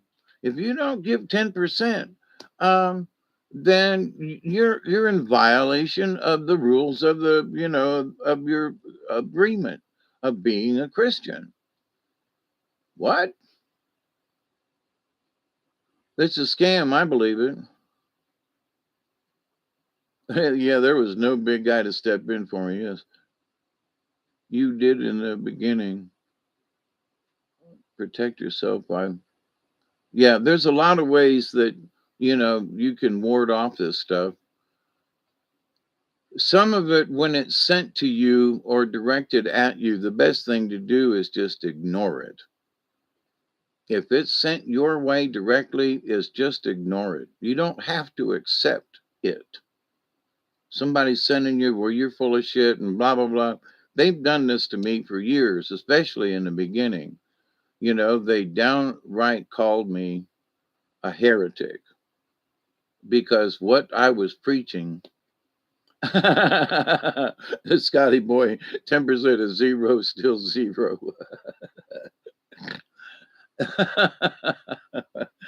I agree. You know, when you have to drum up money to pay your light bill or whatever, it's like, all right, can we talk here? You're getting 10%. Are you serious? But, to be true, my pops, Arnie, was a true Catholic. He he might have went to mass on Saturday evenings, but he went to mass. And as far as I know, he kept his tithe. Even when he was on Social Security, he kept his tithe, which I gotta honor the man. Is go well. Personally, pops, I think you're wrong, but in his eyes, he was contributing to the church. There were Catholic charities, and there was Catholic this and that helped people and whatever.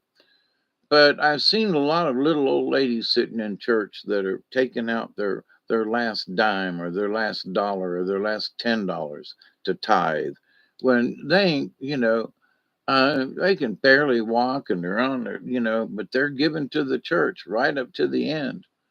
And I don't know whether that's stupidity or whether hey, Dodrumps, how are you? I don't know. At times I was like,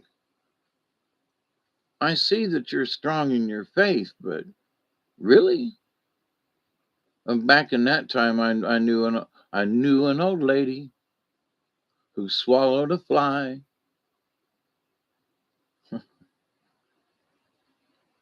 I don't know why she swallowed the fly. Perhaps she'll die. I know an old lady who swallowed a bird. Uh, But anyway, but to see some of them old ladies that would go up and put $1 in to light a candle, um, who would donate, their last dollar. And I mean, there were some who would go to church every day and pass the hat around, and they would put money in all the time. And their houses were cold. They didn't have a lot. They were bumming rides from people to get to church or walk 2 miles to get there. I mean, just okay. But they literally gave their last dime to the church. So I've often wondered, you know, that is true commitment to yourself or whatever. Well, I'm saying maybe you could have donated the money to a local food group or hot meals thingy or something, or rather than give it to this large organization that supports pedophilia within its ranks. Wait a minute. Can we talk here? Is the church ever going to pay me back for all the therapy that I went through? All the money that I spent on pills and this and that and so forth? You know, um, and so little old ladies would be paying into the church who would actually owe me money because of the torment I went through for all the years that I did, and other people too. And it's like, wait a minute now, compensation for harm done, you know. So little old ladies are paying for this. I believe Jesus was an actual person. He was not the Son of God. We're all sons of God's, dead end. We're all of the Father. Jesus was an actual person. Some same with all. They were both just mystics who gathered a lot of followers. What has changed? Allah might have wanted followers, but Jesus didn't want a church, and not like what the Catholics did. It was, his followers were, very calm and gathered in fields, and then, the Romans went after him. Did you see the vid from Dante from Tomorrow? I've seen his from Tomorrow and the different places. And oh, who is that white guy actor that owned like the palace or that thing? I can't think of his name right now. But was that the one? Because that was in Tomar, I think. Yeah, right, Scotty boy, and then go home and eat cat food. I knew this black woman. She was very large and rotund, but she kept buying. She would buy up this dog food, and so there were several times. My grandmother owned a little store, and on one side of Osborne, and it was on the corner of Osborne and 22nd Street, I believe. And when you crossed Osborne, it was mostly black. On this side of Osborne, the north side of Osborne, it was mixed, but white, but mixed. So she lived like 10 blocks down from Osborne. Yeah, ARB is on the way. Oh, yeah, I can't wait either. And this last one that he did, standing outside with all the bombs dropping and the stuff. I know there are people out there who are going. Why don't we hear more from Dante? He's in a freaking war zone, for crying out loud. And if I've never been in a war zone. Don't want to be, but I can imagine what a war zone is. I have in my brain. I have been in war zones, and um, you know,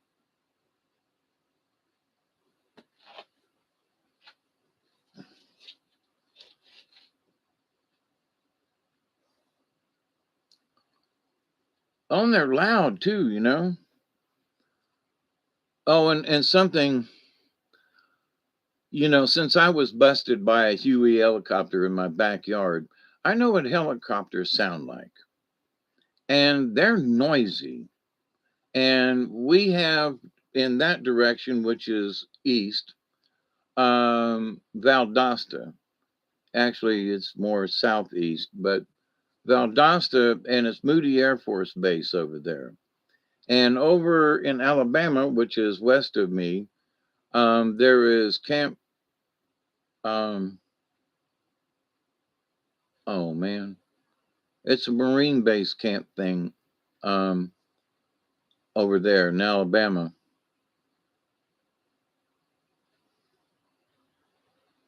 Yeah, the whole night with rockets and stuff going on, and I could hear machine gun small arms in the background too.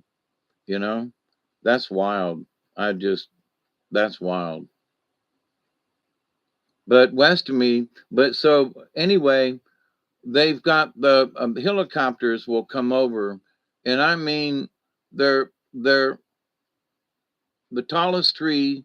They're 3 trees high off the top of the trees.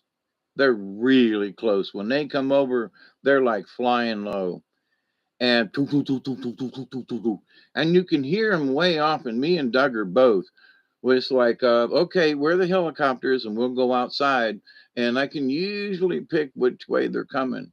But unfortunately, on some kind of flight path that less than a mile south of me and less than a mile north of me, there are helicopters, and I always get it wrong. I always call them albatross, but it ain't. It's them airplanes that the wings look like, set them down like a helicopter, and then they turn them this way and fly.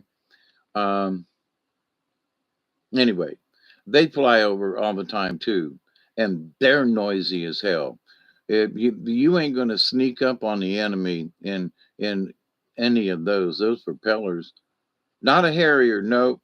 Um,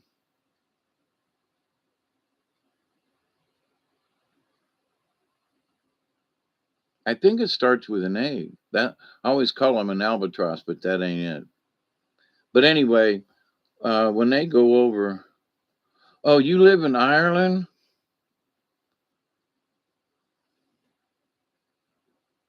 Now, see, you folks in Ireland, I've known some folks, some Irish priests that came over straight off the boat.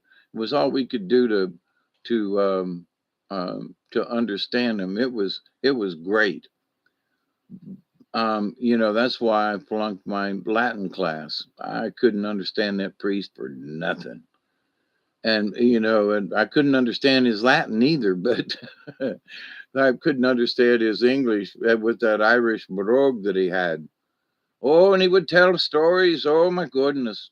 But anyway, them Irish folks now, y'all got a different sense of Catholic. Okay. Over here in America, Catholic is not the same. All right. I think now do dead end, if you're over there, do they are they doing the old mass or are they doing the new mass? Because the folks that I've known over the years, the true Irish, they've got a sense of Catholic that's different than the white folk in America. Also, the Mexican people are very true to their Catholicism. Not so much are they interested in getting um, having all the sacraments, but they believe in Jesus and they believe in the Christ and they believe it is their duty and they are humbled before that. And they go to church and they will walk miles to go to church. And the Mexican people are very, very um, stoic, maybe in their belief, and I think that's great. But I don't know if the priest in Mexico were doing the same things that the priest in the United States was doing. I don't know. Osprey, it's not an A. Thank you. Osprey. But it was a bird. Big bird. Anyway, osprey. Yeah. They fly over all the time. I mean, I can look out the window and boom, boom, boom, boom, boom, boom, boom, boom, boom, boom, watch them fly by, usually two or three at a time. And really low. I'm talking about low. There was one helicopter, it was a Black Hawk, and I could see it off in the distance. And Duggar and I were outside, and I was like, "Where's that helicopter going?" And it came, like it was going west. And Fort Rucker is in Alabama. Oh, did they join BRICS? Oh, I read, there's supposed to be 12 or 18 new countries that have dropped the dollar. Good for them. Oh, but we're all going to die. Hey, Michelle. Oh, if the dollar drops and if it don't, that, oh, the digital dollar. Look, everything I do is digital except get cash out of the bank, but that's a digital thing. you know Somewhere is this balance. It's in in somewhere in a vault somewhere out in outer space, um or the great beyond. Our money is in digits. So but when I go to the ATM machine and I want money out of it, it's collecting those digits and converting it into dollars. So we're already in the digital age. Stop this mess about, oh, the digital and the thingy, and that we're already there. Take a peek. My new MasterCard debit card thingy is it's now I can touch it to stuff and it will do it rather than have to swipe. Whack dollar tattoo, Never Neverland, where Peter Pan is the bank teller. Yeah, there are several banks around now where you can't even go in. You can go up to the window and talk to the teller, but you're not going into the bank. They've cut all the personnel out. There's one bank that they took over on my way to the hospital and doctors. Um, that used to be a busy little bank, and people going in and you talk to the way, you get this. They got two tellers, and I think they have a third to like come in on Fridays or busy days or whatever and help out. But you don't go in the bank. You can go through the line and you can talk to them, and they're very nice ladies. But nope, you ain't going in the bank. So and a lot of I only have, well, my Hulu and Netflix and my electric bill and my um, um, phone bill are paid for digitally. I go on with my little computer and I go to the website and do you want this? Yep. So digital dollars are traded from that never place out there and sent to my local EMC to pay my bill, and also to Windstream to pay my internet. Oh my God, I've yacked for another hour. Google John McAfee, whack dollar. His last message. He got whacked. I'm not saying that he was the best guy in the world, but if he was rich and famous and did what he wanted, and was he a little wacky? There's a lot of wacky people out there who ain't rich and famous, but the fact that they chased him down for what he knew, and um, I mean, he created, antivirus software, for Christ's sake. That means he had to know what the virus was in order to be able to, stop the virus. I only have 6 hens. They're producing enough for both of us omelets every day. Wish I had more help eating up those eggs. What do I think of AI? Hello, Bob. We love you. I think people are whacked out a little bit with AI. One of the things that people don't understand about AI, and I recently got sort of like an update about it, and then looked at the situations. I was like, oh, so here's what the brainy folks are doing, and they've been doing this since the 40s, actually maybe even the 30s, but at least in the 40s. So they want a scenario. What if, and if anybody who's learned basic programming, basic as in the name basic, anybody who's done a little bit of basic, it's a what if situation.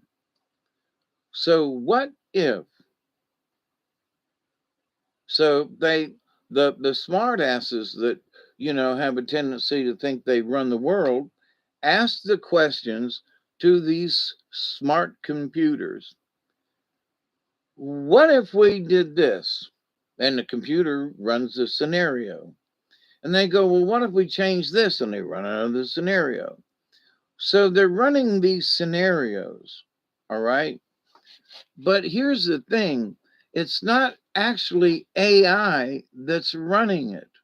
Now they have AI programs who are doing these things, who could shut off the electricity. But here's something that people say, well, AI is going to build robots and it's going to take over the world. No, they're not.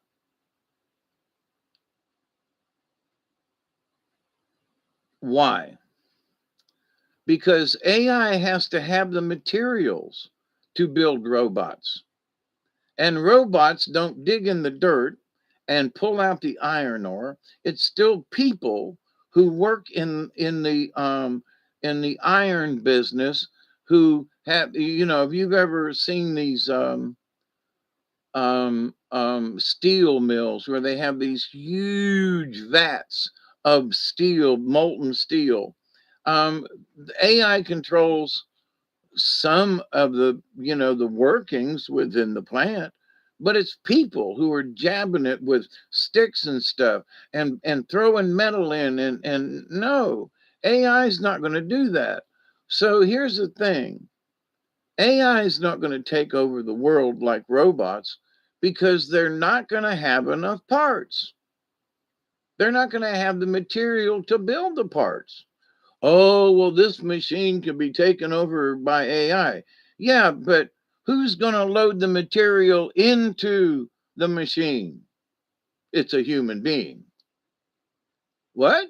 Well, it's a human being that stamps it out. It's a human being that makes the stamps, because one of the first jobs I had was working in stamping mills, and you had to build the dies that made the stampings. So AI is going to make the stampings. Where are you going to get the tool steel? Who's after you machine it? Who's going to heat treat it? Oh, so there's a robot already there that's going to carry this stuff around, that's smart enough to do this. Where are you going to get the materials? AI is not going to take over the world, not in that sense. If you got a smart car, well, then you're a dumbass. I'm I'm sorry. Why? Because AI could shut your car down, but AI is not going to build more robots because they can't get the materials. So people are like, oh my God, robots are going to kill us all. No, only if man provides the materials so that the robots can make more robots. So stop that, okay? But now, if you're worried about AI controlling electronic stuff, well, duh. If one little glitch in a system, you know, way back in the day, I've been around a long time, and I've known people who literally wrote programs. All right.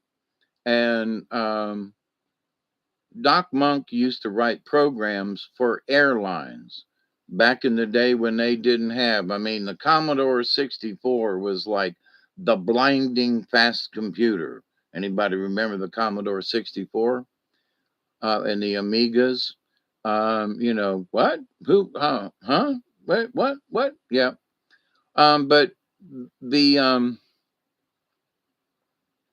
he wrote programs for booking, and it was a what if situation. If and if this if this is zero, then you'll do this. If the number is between 1 and 7, it'll do this. If it's 7 or above, it'll do this. So if it looks like this, and it follows this parameter, then you're going to do this. You're going to go over here and perform this action. It's going to go over here and do this thing. So AI has to have some kind of what does how does AI do? How does AI think it's going to take over the world? How is it going to kill us all? Well, if you live in a big city, I could say, well, they could really trash your day, you know? Out here in the country, yeah, man, turn off the lights. Okay, I got candles. All right, well, yeah, we get by. Just like after the hurricanes, we made it, you know? So this idea, and what do you mean by take over the world? Some people do well in a family, some be left alone. AI isn't going out to plan sites. No, if you're a box stacker, your job might be in trouble. Yeah, they do have things that will stack, absolutely, and really way high. I mean, years ago, I almost went to work for Pratt and Whitney, and up in Columbus, Georgia, and they have this machine. It's a big press that stamps out the discs that hold the fan blades in jet engines. And when this thing comes down, it's like almost 1 million tons or something. There's like, I think they said there was like 14 feet of concrete under this thing to hold it up. And when it comes down, it could choom, and the whole building shakes. You know, this thing is huge. I've been around big stamping mills and things. This thing is huge. But what happens is they've got, and within the plant, there are stripes in the floor, okay? Little grooves cut in the concrete. And with that, there are these square boxes that run on a little motor that gets electricity from this thing, and parts are loaded into these boxes, and they can go from one destination to the another all by themselves. So they finish doing whatever and knocking off the burrs off of this thing, and they throw the parts in there. And now it's supposed to go to Joe on the other side of the plant. And they type in this thing, type in the number, and this box thing follows this little core, this little trail in the floor of the plant, and it doesn't go very fast. And if it runs into you, it might bruise you, but instead of people having to take parts around to other stations, which used to be, material handler. So now AI, in a way, controls these little carts. They're like coal cars, if you want, and it takes this cart and it sends it over to this next part. But guess what? There's a human on the other end that has to take the parts out of the thing and put them in the machine and do the next thing, and then they put them in another cart that goes to another place in the plant. Commodores, yeah. Who's a great band? Oh, the Commodores, yeah. Have to make me ready for work 5 days. The roaches, the rumps. It's good to see you. AI is trying to manifest itself into our realm, wants to be physically present as we are. Yep, yeah, late disco.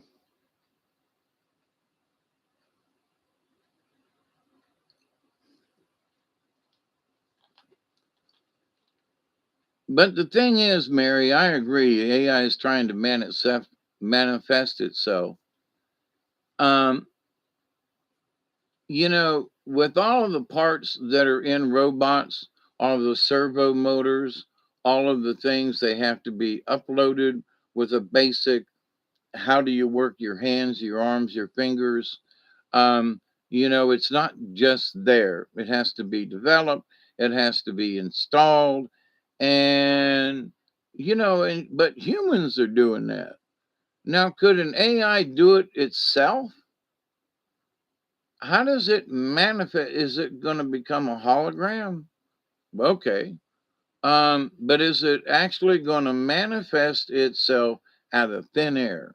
And I would say, I don't think so. I don't think so. I don't think so.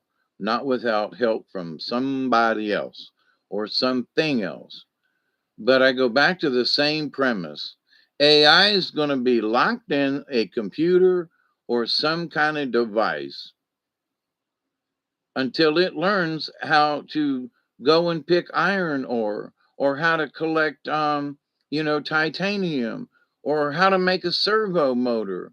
And I mean, because parts are made for these things, there are parts that we had that were made in Canada and then shipped down to us, and we made the parts and then shipped them down to Mexico. So, parts are made in, different types of things are made in different stages. Who's going to make the wire that goes in these AIs? And because I've worked in a plant that made wire, okay, and made little strips and put terminals on the end of the wires. Because when you go plug these things in, you got to have the terminals. So who's going to handle all of these things? AI ain't going to do it. AI's not going to do it because there's too many steps in building one of them robots. All right. You got to get the parts. Well, where are you going to get the wire? Well, the wire is made by this company, in China. Or we're going to get this chip that's going to run AI, but it's made in Singapore. What? Yeah. So unless you have the chip to run it, AI is not going to work. I see AI is going to free our time up for things we want to do. Nanotubes are self replicating fiber optics. Too late. Now nano thingies are a different story. But here's the thing.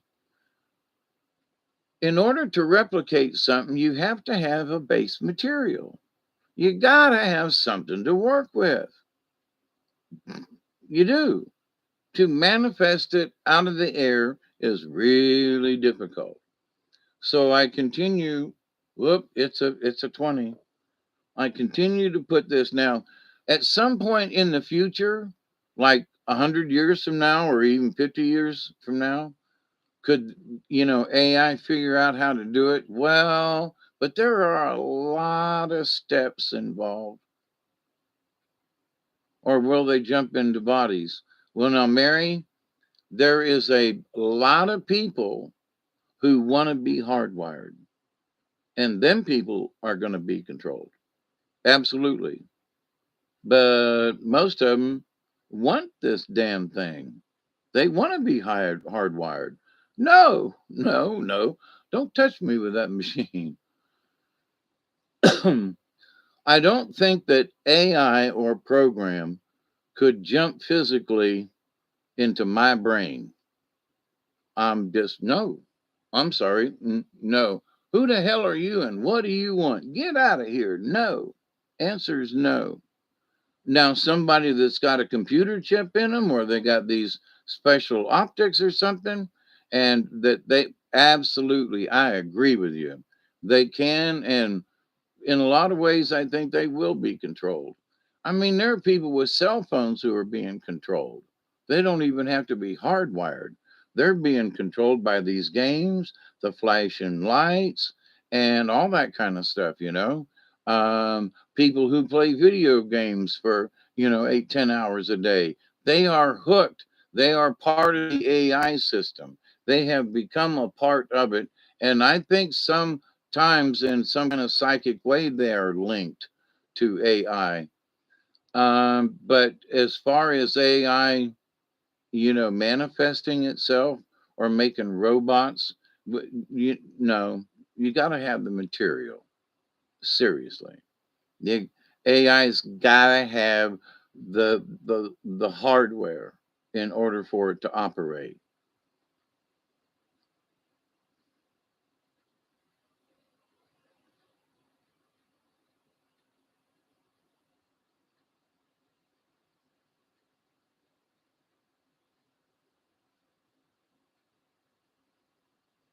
The beliefs of AR are obvious. You want surgery? Here you go. That alone will solve all health issues because AI deals in facts, which we feed them, and they fill in the blanks. I would agree with that. Um, it's the input value. I've worked with CNC equipment, okay, and you want it to make this thing, but you got to program it. It won't program itself on its. Oh, I'm gonna make a hubcap. Okay. Well, where's your material? Well, I don't know, but I'm AI and I've decided to make a hubcap. Okay, great. Where's you're gonna have chrome in it? Well, then you need some chromium. Where are you gonna get the chrome from? How you going to process the chrome? You're going to use electrolytic type things to put the chrome on, or how's that chrome going to stick? You're going to put it in a bath and do it that. How are you going to put the chrome on that wheel? What? Well, you want to make a hubcap. Most of them have some kind of chrome on them, unless it's aluminum. Where are you going to get the aluminum? Um, who's going to put it into your machine? Um, well, you're an AI and you're a machine and you can make it, but who's going to put the material in it to make it so you can make that part? Just saying. Sure, AI could do it, and the machine could think for itself, but you got to put stuff in it. Hey, Pearl. It's raining up there. I think we're way too worried about it. Now, I would not have a smart house where everything's on a click, click, click, click thing. Absolutely not. No. I don't want my refrigerator to freaking talk to me. Hell no. I don't want a toaster that, no, no, no, no, no. Alexis in every room, or Jeremiah Jones, or whoever it is. Um, but I think people have overdone it with AI because of movies.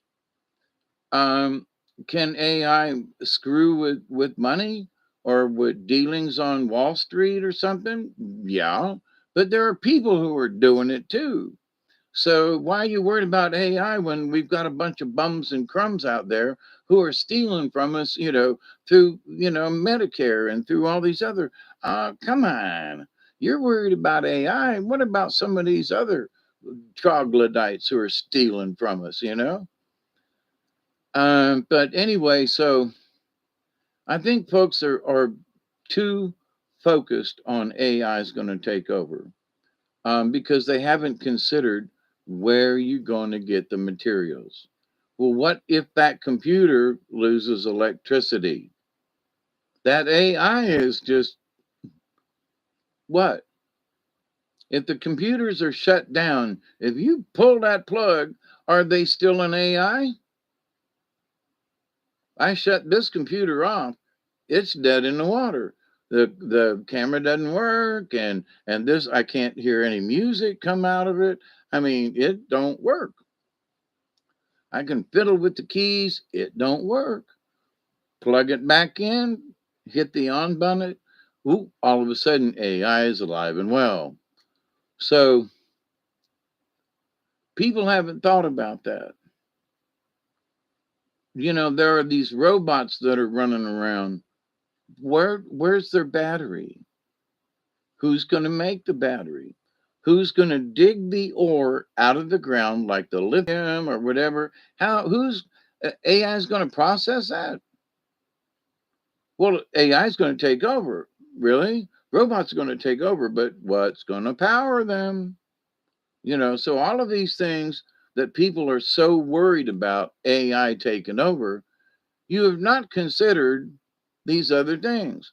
Well, electric cars are going to be everywhere. Yes, with dead batteries sitting on the side of the road because there's not enough charging stations and the batteries are not going to operate the same way. And in cold weather, it's going to be worse. If the weather's too hot, the batteries aren't going to operate right. And if it's too hot, the batteries will explode and your car will catch on fire.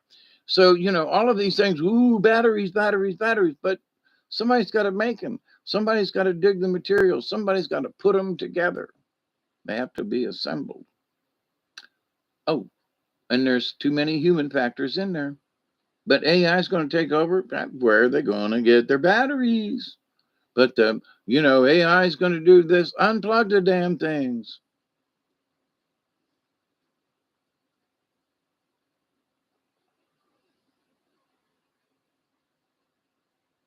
You still can't probe a VCR. Yeah. Man, do they still make VCRs? But anyway, but to the point. So, but I think that the AI that's already present can affect certain things. Absolutely. Um, After being in the hospital and having these operations, having been in the operating room, there's not a lot of AI in there.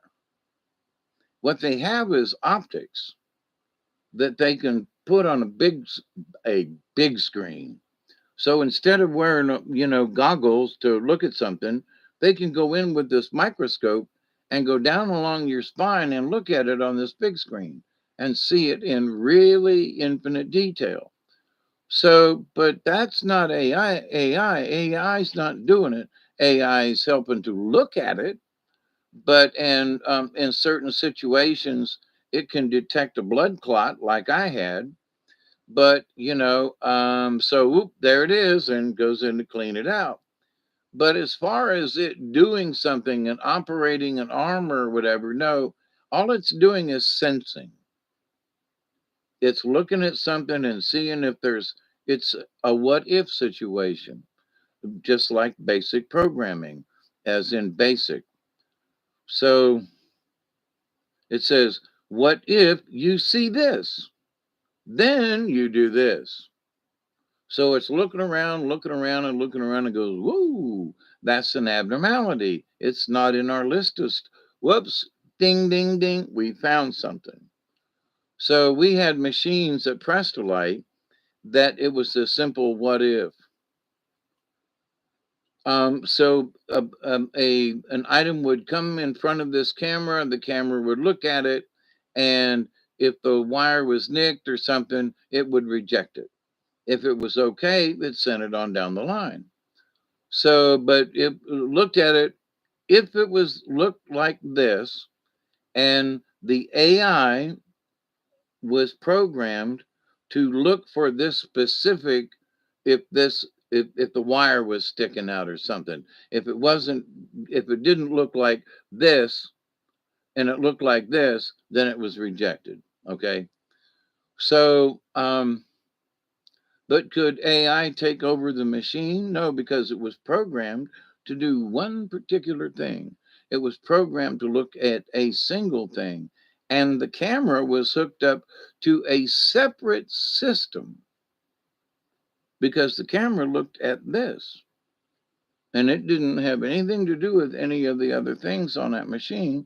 The machine was looking at other stuff too. It was checking out this and that, but they weren't connected anyway. The camera looked at this. That was all it did. The other one checked for this. That's all it did. The two of them could not talk to each other, okay? Because they were separate entities.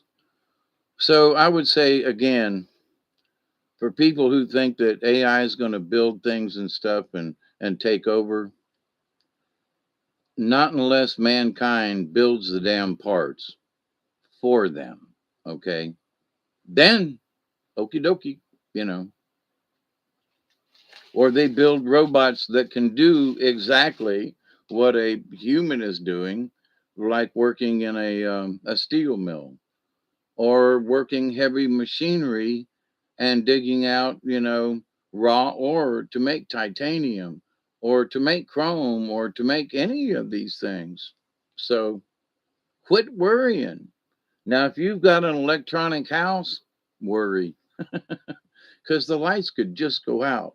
And whether or not it was arranged by AI or not, your lights can just go out, period. A lot of stuff can go wrong with power lines and storms, and folks are worried about AI. Well, anyway, no, no robotic GA. Do you mean Georgia? I think AI has been around since the beginning. Wi-Fi wireless energy has been. Yep. I agree too, because Tesla was proving it.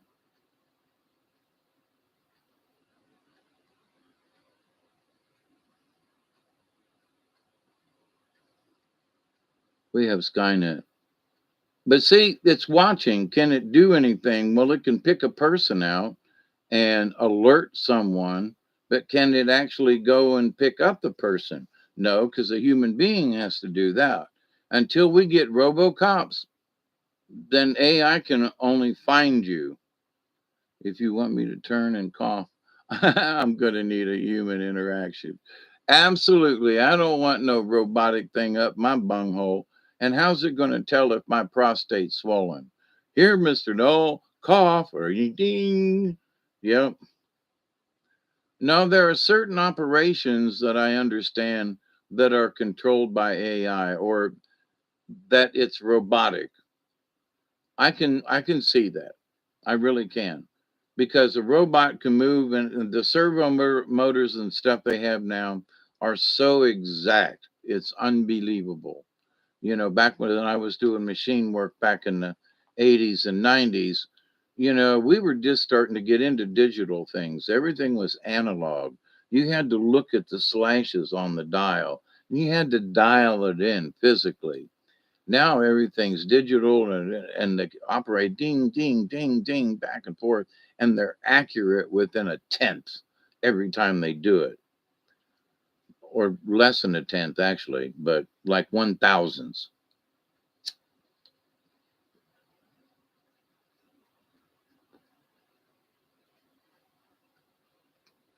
Because the programmer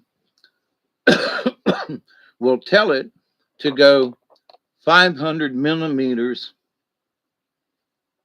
left and 2 millimeters down and drill a hole. It gives it its parameters. So the machine goes to that spot. Bink, there it is, 500, and drills 2 millimeters down because that's its parameters. So for AI to take over, what's it going to do? What's it going to do with that piece of metal? Turn it into a gun? Well, then where are you going to get the gunpowder? Where are you going to get the bullets? All of this stuff about, oh, AI is going to take over. Just consider how much it takes. Just that one fact, all could deal with all health issues based on a diagnosis. That is worth trillions of dollars. Only problem is they're charging $1 trillion to have that technology. I mean, 30 minutes in an MRI machine is like 4 grand, $4,000 for that test. Really?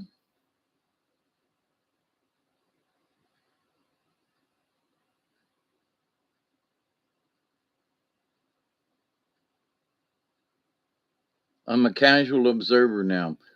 Good deal, Mark.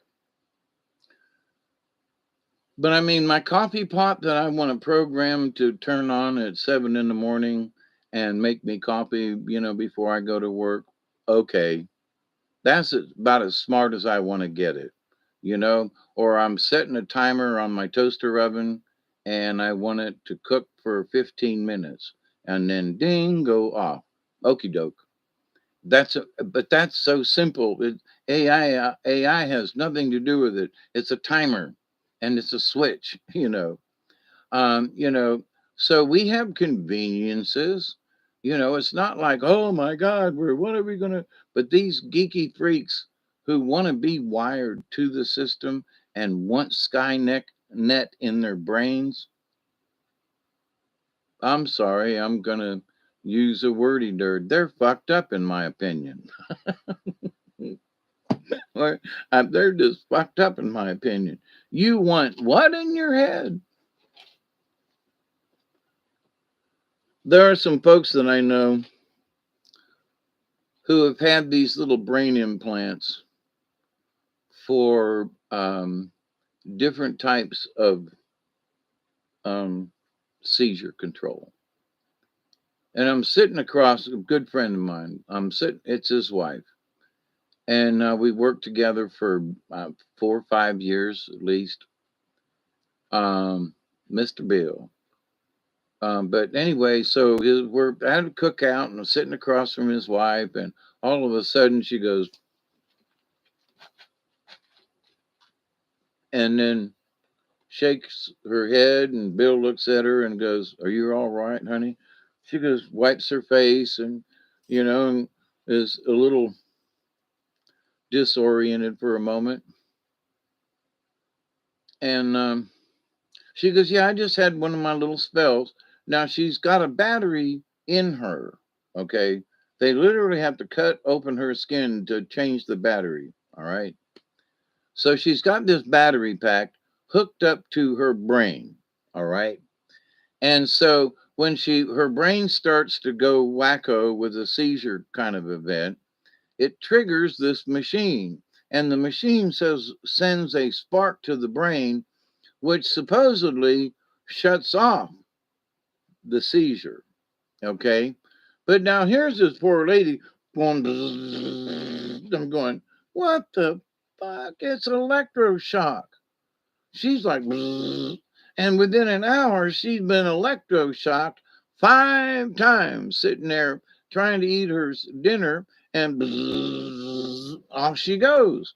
And blah, blah, what happens if your battery goes? Then I have a full blown seizure. Now, the poor lady, I mean, she's got a condition, but they're hooking it up with electricity. Now, I dated a lady a few years back who has trouble with peeing, okay? I want a coffee bottle. I got coffee right here. I've been dying to drink. The decision making process of AI is light years ahead of our own based on the program and the interface. Again, I think health is precise and can be utilized. After being in the hospital and having had 2 operations, um, your statement, I think health is precise and can be utilized. Health is not precise. That's one of the things I'm bitching about. The doctor says you got 10 days worth of muscle relaxers or pain pills. And that's it. The rules state that the doctors cannot legally give me any more pain pills after 10 days. They will pull their license. What? Oh, it's so precise, but I'm still in pain. Tough shit. Go home. I went through that last week, okay, and ended up getting some tramadol, which is what I was on before I went and had the operation. But no, it's not precise. They try to make it precise, but every human being is freaking different. So that statement, where I think health is precise, nah. There are some things within the health profession that are precise. But no, in general, no. Can you say that? No, I'd say maybe 50-50, maybe. But the being precise, no. They never delivered my medicines on time. Why? Well, why was that? Well, it's precise. But sometimes there's a person 3 doors down that's having a heart attack, and all of the staff on the floor are in there trying to save this person's life. So whether or not you get water or you pee on the bed or you get your medicines on time doesn't matter because they're all working on this other person who needs it now. So, human beings get in the way. So, this idea of being precise, nah, nah. Certain things, yes.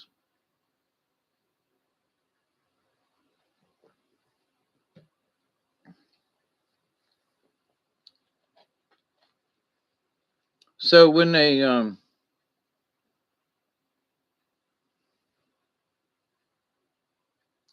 what happens when your pacemaker runs on the same frequency?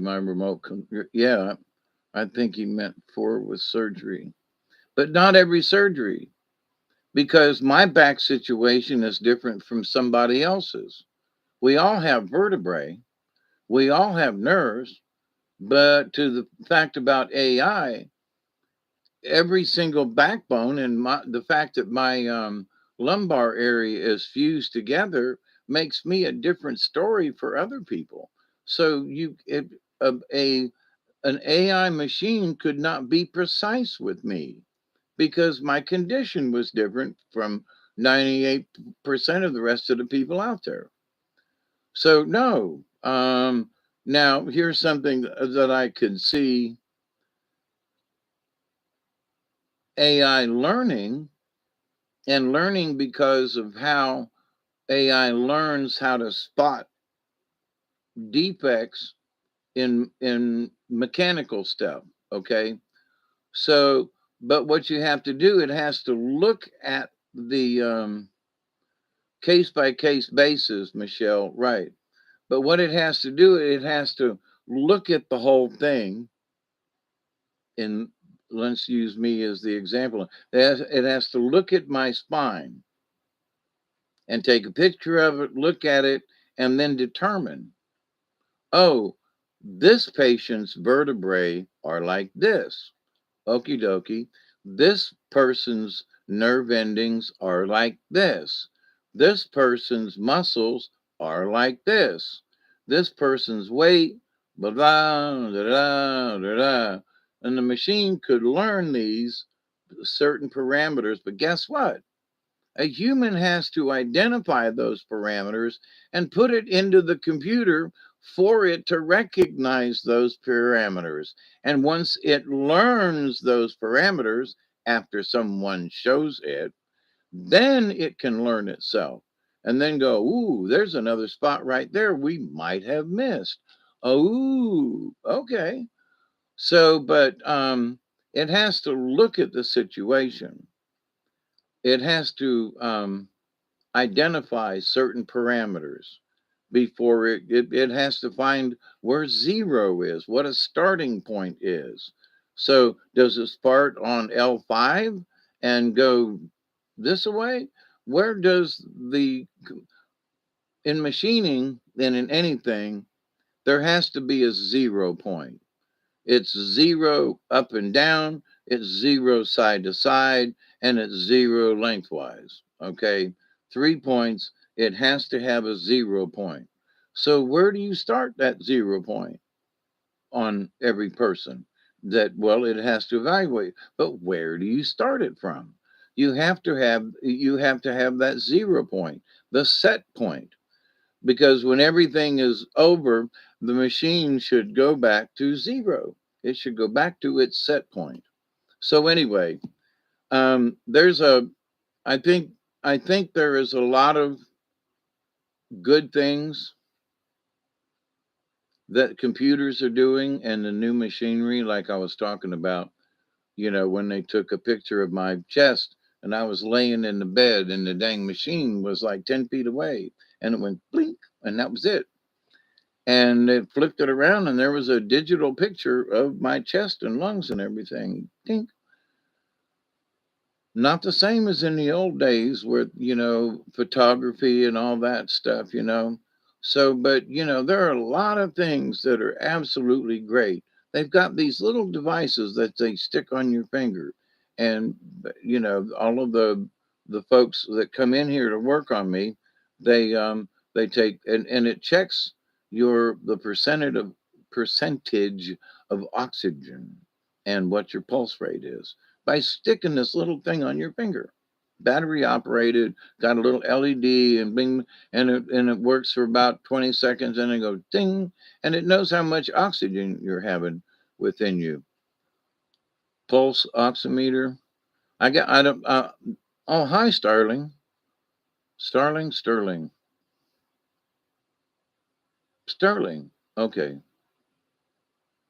you're here for 4 more hours. I'm not.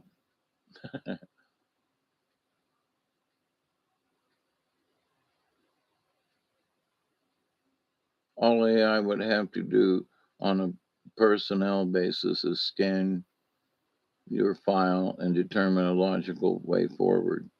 But I would not trust it. I've seen some of these doctors. See, what a lot of you don't, some of you don't know, and dead end, you may not know. But on the fourth day, they were fixing to send me home because the computer said I was ready to go home. But physically, I had a hematoma that developed on my spine, which is a blood clot. And it immediately set me up to where I couldn't stand up. But they wanted me to walk out of the hospital and send me home by myself. And I said, no, no, there's something wrong with me. And they had to do another MRI. And then when they did, they kept me in the hospital and did sort of an emergency surgery 2 days later. So this idea, the computer said, go home, Dave. And me and the nurses were going, no, I can't go home. I shouldn't go home. This could kill me. And so, and a couple of hours later, with another MRI, they determined, whoops, yep, you got a blood clot. Yeah, yeah, yeah, we got to operate pretty soon. Yeah, you're going to have to wait a day and a half, 2 days. But um, so,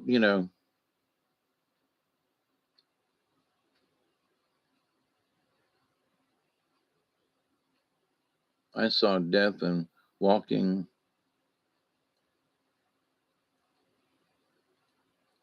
Oh, Scotty boy, I've seen some folks like that too. It's creepy. Yeah, Chloe. Yeah, I thought I've talked about it in my other videos, but yeah, so I was operated on a Thursday, and got out, Friday, Saturday, Sunday, and on Monday they wanted to send me home. And I was like, no, I need another day. So Tuesday came, and that's when the hematoma had come about. They said, here, walk around up here on fifth floor. And I was like, I can't stand up. I can't do this. You don't understand. Oh, you were walking yesterday. Yeah, well, that was yesterday. And that was the day before, but I can't do it today. I don't know why, but I can't do this. I mean, I was naked on the toilet, and two young nurses had to pull me off of it to get me back to the bed. I mean, if I could have done it, I would not have subjected myself to that.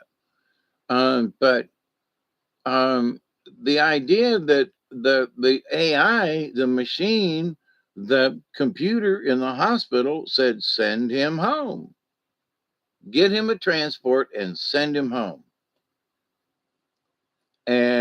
But so 7 days and 7 hours after my first operation, I went in for my second. Now they take a high pressure water hose basically and go in and clean you out. Literally. They strap your ass to this stainless steel table that literally will tip up 90 degrees. And they can work on you and do whatever. They can look at you with this microscope and watch it on the big screen. And that's how they can tell whether or not they got the blood clot out or not. So but the idea that it works on the same person every time in every situation, not necessarily. Had they had the machinery sent me home, I very likely would have died. And why would I have died? Because I would have fallen. That's how. And I would have hit my head on this concrete, and nobody was around. They checked on me once a day, and that would not have been enough with that blood clot that formed on my spine. So, but Medicare said it was okay. The computer said it was okay. AI said it was okay for me to go home. But the physical condition and the reality was no, no, I wasn't ready because of the development of the hematoma. So, under normal circumstances, that would have been enough. But that wasn't a normal circumstance. So the fact that I have been cut twice and my muscles have been ripped open and closed back up in a week and 7 days, well, just go home. That shouldn't hurt too bad. 10 days, you'll be all right. What? They should be at least 2 weeks, not 10 days. But the computers have all decided you can only have 10 days worth of pain medications, whether you're freaking screaming in pain or not. Tough shit. That's reality. Because I just went through it last week. Tomorrow, I get the rest of my staples out.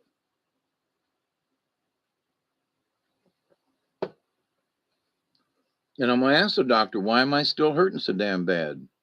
I figured 3 or 4 weeks out of after the operation, I shouldn't be having these nerves screaming at me down my buttocks. What the hell's going on? I've always thought a hematoma is a ruptured vessel that is bleeding into the cavity and creating pressure. The blood creates a brie. They had to debris it with the wash and vac. Yep, the wash and vac. Yep. Well, I didn't go into detail with it. Um, I asked him a couple of questions as to what the hematoma was. And, so I'm sure there are more, you might be right about all of that. Um, Something had ruptured, something was bleeding. And I asked him, I said, is it sort of like a pus sac? And they were like, yeah, but it's with blood. And I went, okay.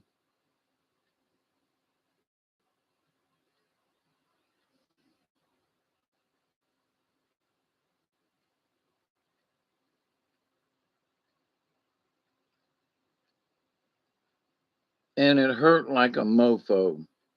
I would never want anybody to go through the pain that I went through because the clot was pushing on the nerves like a finger just jabbing you in a sore spot. You just looked at a picture for one. Yuck. Well, so with my condition, I've been walking around. I actually, with my friends, walked up the hill, up the driveway, which is a good piece, and then back down across the property this way, and down and swung back around because I was checking how the blueberries were doing. And I went with just my cane, and I did okay. But today, boy, am I! Yesterday I was sore, and today, holy mackerel! But I walked it, and I can do it. But I want to know why this nerve pain is still there. Problem with humans is that we are egocentric and greedy, so AI would be exceptional for us in certain ways.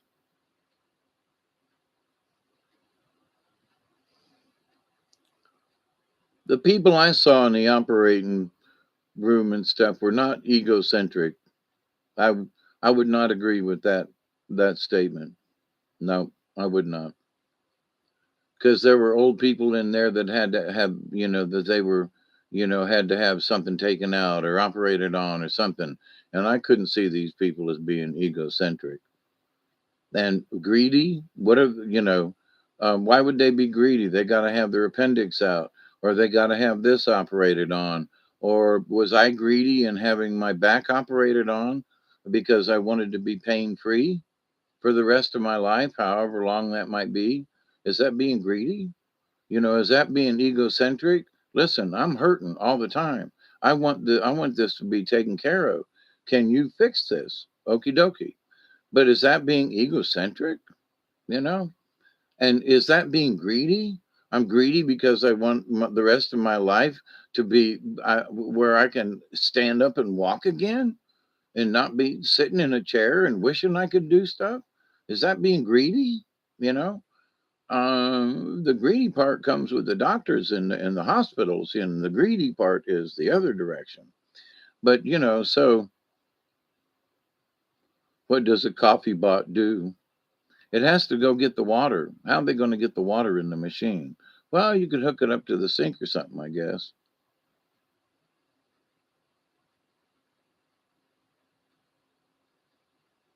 I like a gong too. Yep. There are folks who play the gong as a spiritual thing. In fact, I have those brass bell type things that you do,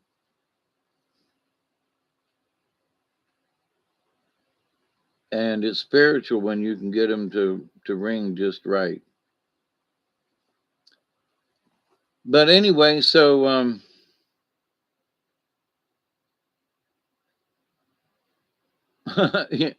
Yeah, but how's it going to get the water in it? You got to lift it. Who? How does it change its filter?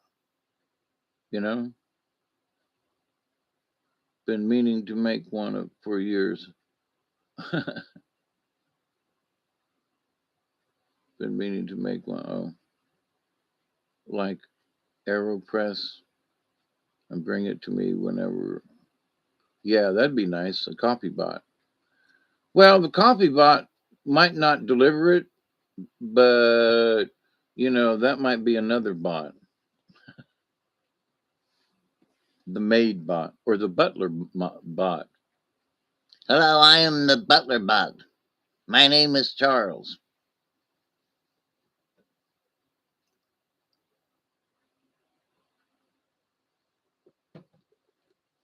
All right, y'all, it's been 3 hours, and this was only going to be an hour and a half, I thought, or both. It's been great hanging out with you guys, but I got a cramp. I got to get up and move. And I also, um,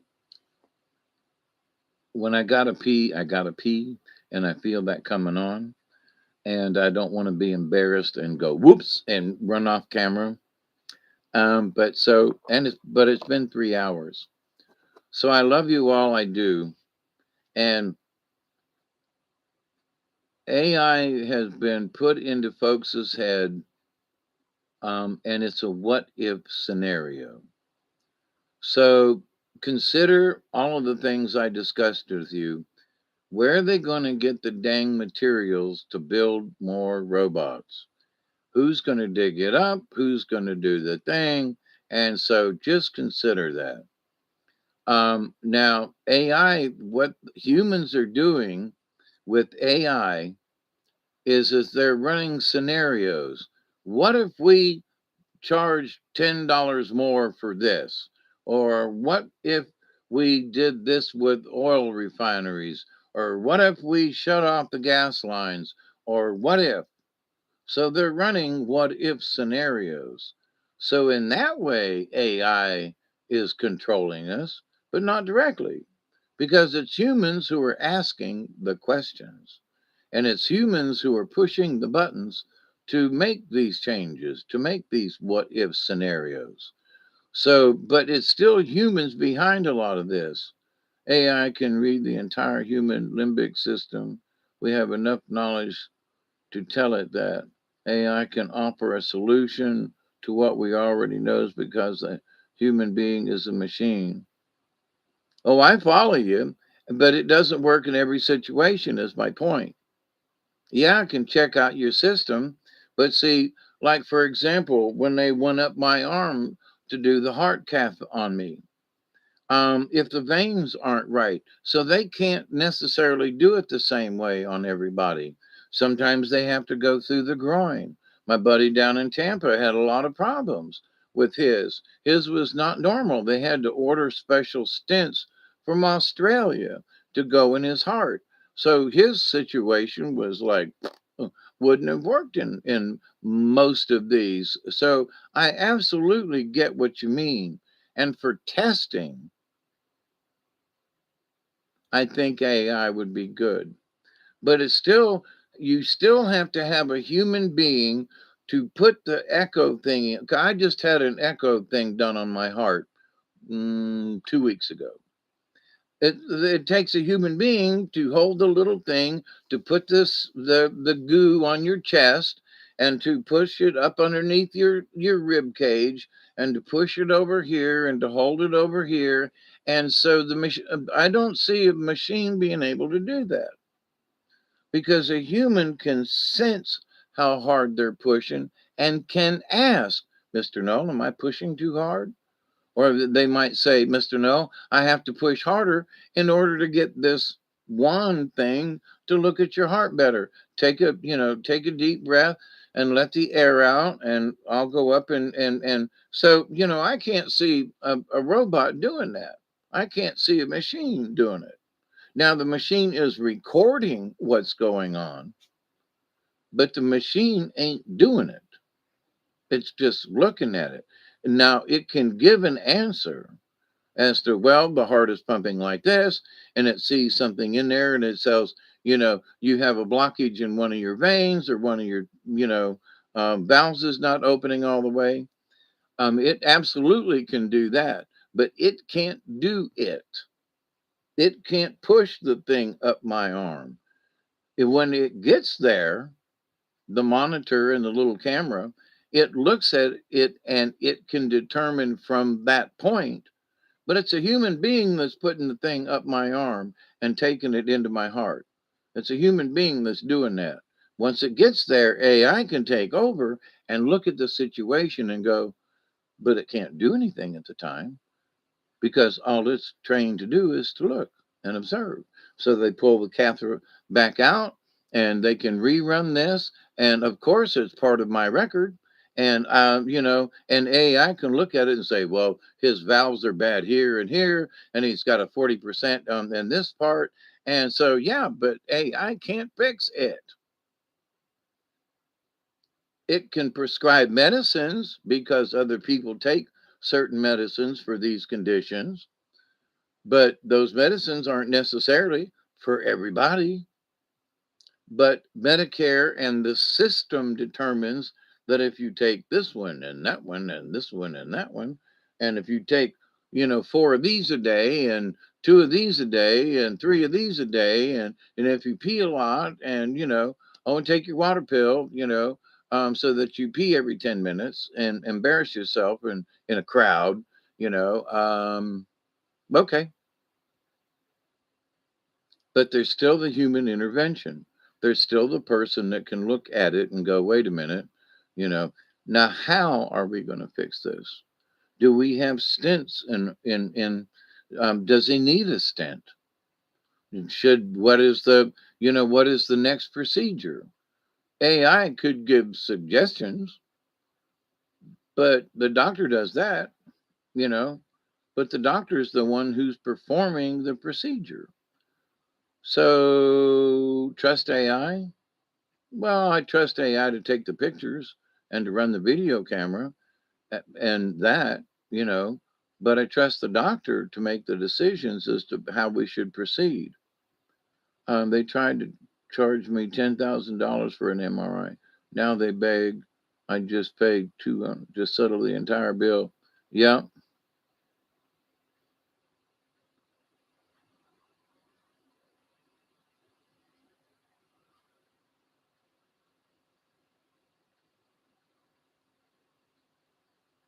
you're not paying the 241. Have you tried indigent care?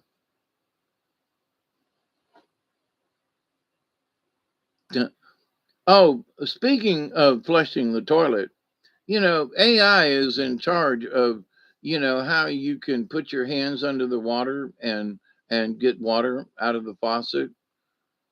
Some of these, you put your hand there and you get a little water and it shuts off, and you can't find the sweet spot to get the water to turn back on.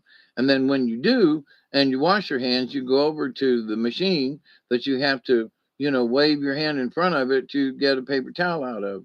And you're dripping all over the place because you just washed your hands, and you're waving your hand back and forth, and you can't. And then when it does, it spits out a little piece of paper that you're supposed to be able to dry your hands with. And it's like, can't get another piece. You have to tear it off. Oh my God. Now, those are motion detectors. Kind of, sort of, I'm pretty sure they're hooked up to the electric, somewhere. They could be battery operated, but I don't know. Because all it needs to do is detect it. No water for you. Come back 2 years. I worked wideband communication in the beginning.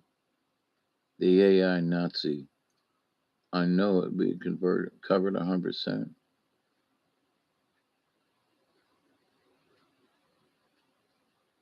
Whack off your left foot. Under some circumstances, you might be better off, you know? Um, but anyway, all right, it's been a few more minutes. I'm going to do a 20, and then I'm going to say goodnight to y'all. because I really do have a cramp, and the only way to fix it is to stand up. But so there are some things that I would agree with you with, um, as far as there are certain things dead end. We have to be careful not to underestimate the ability of AI. That is all. Absolutely, I would agree with that. But stop worrying about whether or not AI is going to build robots. There's just not enough parts, you know? Good night, Scotty boy. What's the going rate for ears? I don't know.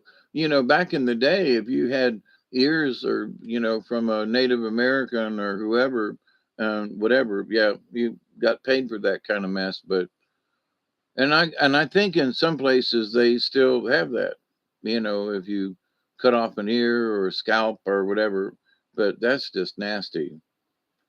I just couldn't do it. What time is it? 1:15? Yeah, we got 5 minutes, but I'm going to beat it. We tore the old analog equipment out of the telecenters and rewired hookup equipment, and wow, didn't even have to tune it. Yeah. Yeah, thank you all for coming out and hanging out and listening to the story for those who did. It's going to be a continuing story.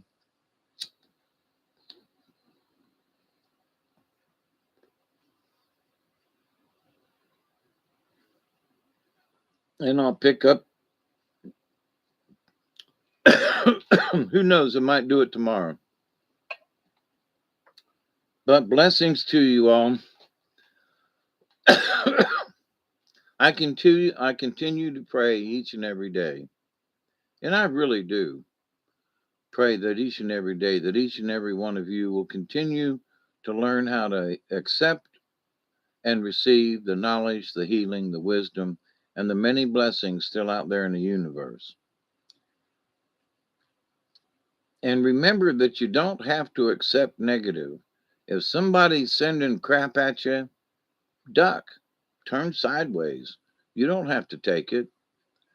But I do continue to pray that each and every day that you will learn how to accept and receive the knowledge, the healing, the wisdom, and the many blessings in the universe, and that you will continue to learn how to duck and get out of the way of stuff that you do not need to accept or receive. You know, if somebody sends you shit in a bag, throw it away. You don't have to accept it.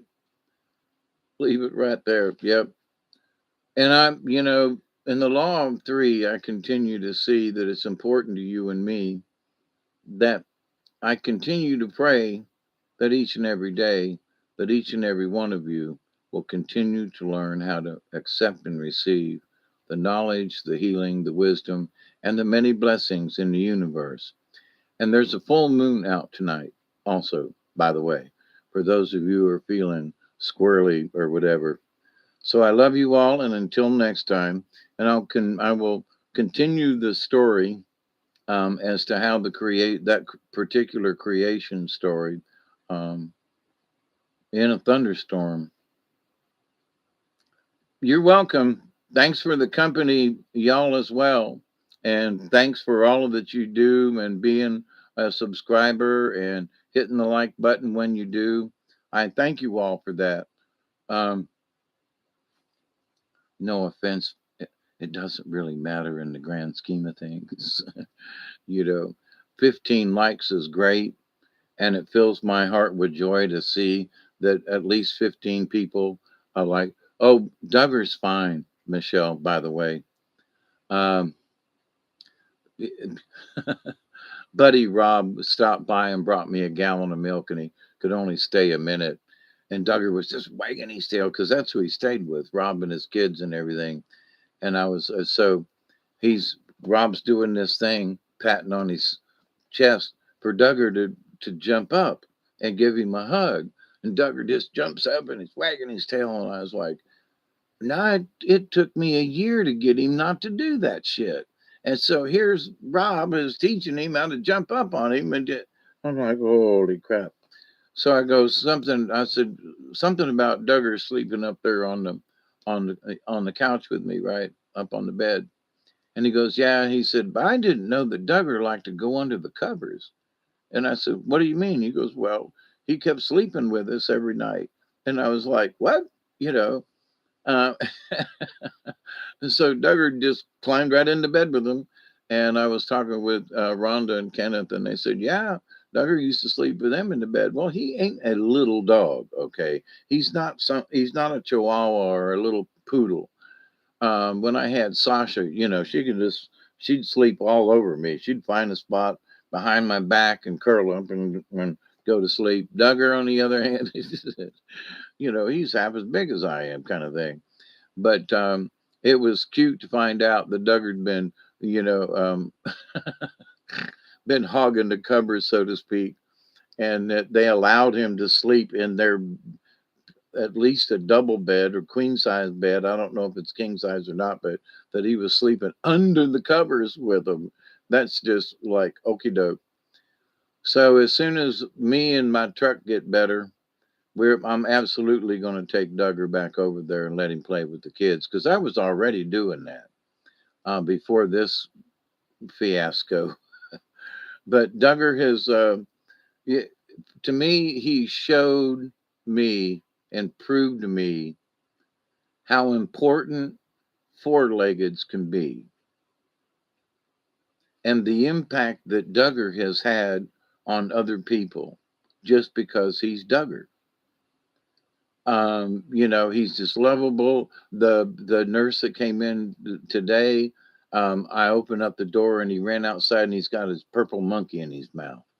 She goes, "Oh my God, that there's no way that dog would ever attack me, not with a purple monkey in his mouth." And she just laughed and, "Come here, let me pet you," and everything instead of being afraid. So, four-leggeds, she was taken in by Duggar because he had a purple monkey in his mouth, and wagging his tail and being who Duggar is. So everybody that has come in contact with Duggar has had this personal relationship. Well, the folks that I got him from, they had it. And the little girl, she still, when I'm on the Annabelle will call on the phone and, "Where's my Duggar?" And I'll say, "Duggar's right here," and I'll put the phone over there. And sometimes Duggar will look up and, "This is Annabelle, Duggar." Well, you know, so, but the fact that not just Duggar, but there are different four-leggeds. Not just dogs, but there are cats and other types of animals. I had a ferret that a lot of people just fell in love with. This ferret I had, and there were different critters at the wildlife center that we worked with. There was Gus the vulture, and other vultures would come and sit with Gus so he wasn't lonely. I mean, just stuff, it well, birds ain't four-legged, but um, the time the deer walked up on the hunter and nuzzled it and said, "Well, damn it, that there goes that," and nuzzled him right as he was getting ready to climb up into the deer stand. One of the deer that we had raised on a bottle went up to the hunter who'd been at the center several times and who knew his scent, just walked up to him and nuzzled him right in his back. And he turned around and, there was bright eyes and he was like, "Ah, shit." No. And he got back in his truck and went home. Couldn't hunt that day because so, four-legged deer. So four-leggeds of all shapes and sizes can have effects on us human beings. And it depends on how you want to look at it. It depends on whether or not you want to accept it. Because people just, "Well, that's just a dog." Well, no, that just a dog is an entity. It has a spirit. You tell me that my dog over there doesn't have a spirit to him. You know, what? My dog is soulless and has no spirit? Are you kidding me? Um, I'm afraid not. Let's pay attention a little closer here. That, wait a minute. Um, so four-legged cats, that cat that you're petting that might not let anybody else pet it, or might not hit the the litter box every time or whatever. Um, but cats give, petting them, it gives that calmness and mental whatever, and so that four-legged is giving you something, you know. And if that cat wasn't there, you'd miss it. There are a couple of cats that I've had over the years that were, inside cats, but I got a little one outside that I was training to let me pick it up and pet it for a minute or two. And when I first got back from the hospital, the cat wouldn't have anything to do with me. And I was like, what's the deal? You let me pick you up and pet you, and now you won't let me. And so, but yesterday and today, I picked up the cat and petted it for about a minute, and then it jumped down. But progress. So, and the cat liked it because it was just a purring and having a good time, and I'm scratching it and doing the thing. So, but so we humans can have effects on the four-leggeds as well. And if we treat them rudely or badly, then that's the end result. But if we go to animals with kindness and genuine kindness and show our spirit to the animals, in whatever way, there's a psychic kind of natural sense that goes on because we too are animals. So and it's not that we're breaking ourselves down to some caveman kind of thing, but we have to allow ourselves to open up our senses in a primordial sense, in that horses and dogs and cats, they have these senses, and we have to allow ourselves to pick up these senses, or allow ourselves to accept whether or not the cat or dog is really, oh, like, oh, there's a fire. Oh, Timmy's down. What, Lassie? Timmy's down the well?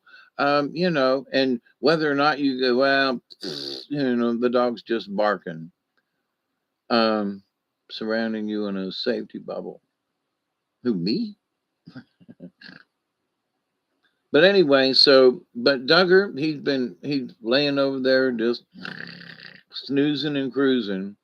And I thought he was a little sad the other day. And I told Rob today, and I was like, I don't know if he's looking out the window like, you know, hmm, is he missing the kids? I saw Rob and how he reacted with Duggar, and he calls him Swamp Donkey. But I saw that Rob and Duggar had created a relationship, okay? And in this relationship, I could tell that Rob missed the dog, you know. So it was like I looked at him and said, "So you miss Duggar too, huh?" Like, well, he was telling me, "Well, you can't miss Duggar that much." Well, I've been with him for years now, and and I get home and Duggar's not here, and you've only had him for 3 weeks, sort of. And look at the effect that he's had on you in 3 weeks, and your children too. So ain't that cool that a four-legged can bring families together and they got something to talk about? But anyways, 3 hours and 30 minutes. Yeah, I can't go on anymore. It's 2:28. I'll take a hit before I go, but and I've already said the prayer. So anyway, I do continue to pray that each and every day, that each and every one of you will continue to learn how to accept and receive the knowledge, the healing, the wisdom, and the many blessings in the universe. Like for those folks who might have a dog, but it's pinned up outside, and they go out and they feed it and they pat it on the head, but they don't really do anything with the dog. Or they've got a kennel full of dogs, and It's not the same, but there are people who really love animals and it shows and they take care of them, like the people that I worked with at the wildlife refuge where we took care of wounded animals. And so, and we used to, folks used to come out and we had them in cages and things and stuff. But anyway, when you do good for any kind of animal, if you do good for a person, but sometimes, well,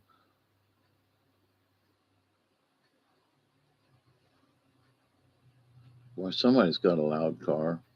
Anyway, um, when an owl gets hurt and breaks her wing, but she's otherwise okay, what do you do? Just shoot the bird, or do you find somebody that might be able to rehabilitate the bird? And so there are many birds and hawks and different things that have been rehabilitated and have been used, and they go to schools and wildlife centers. They're few and far between, and who's going to take care of these animals that get hurt by man? Mostly. Some get tangled in stuff, but it's usually a fence or some kind of plastic, or like turtles getting caught in things in, those 6-pack holders. But anyway, so I love you all. Sleep well. Here's one for the road.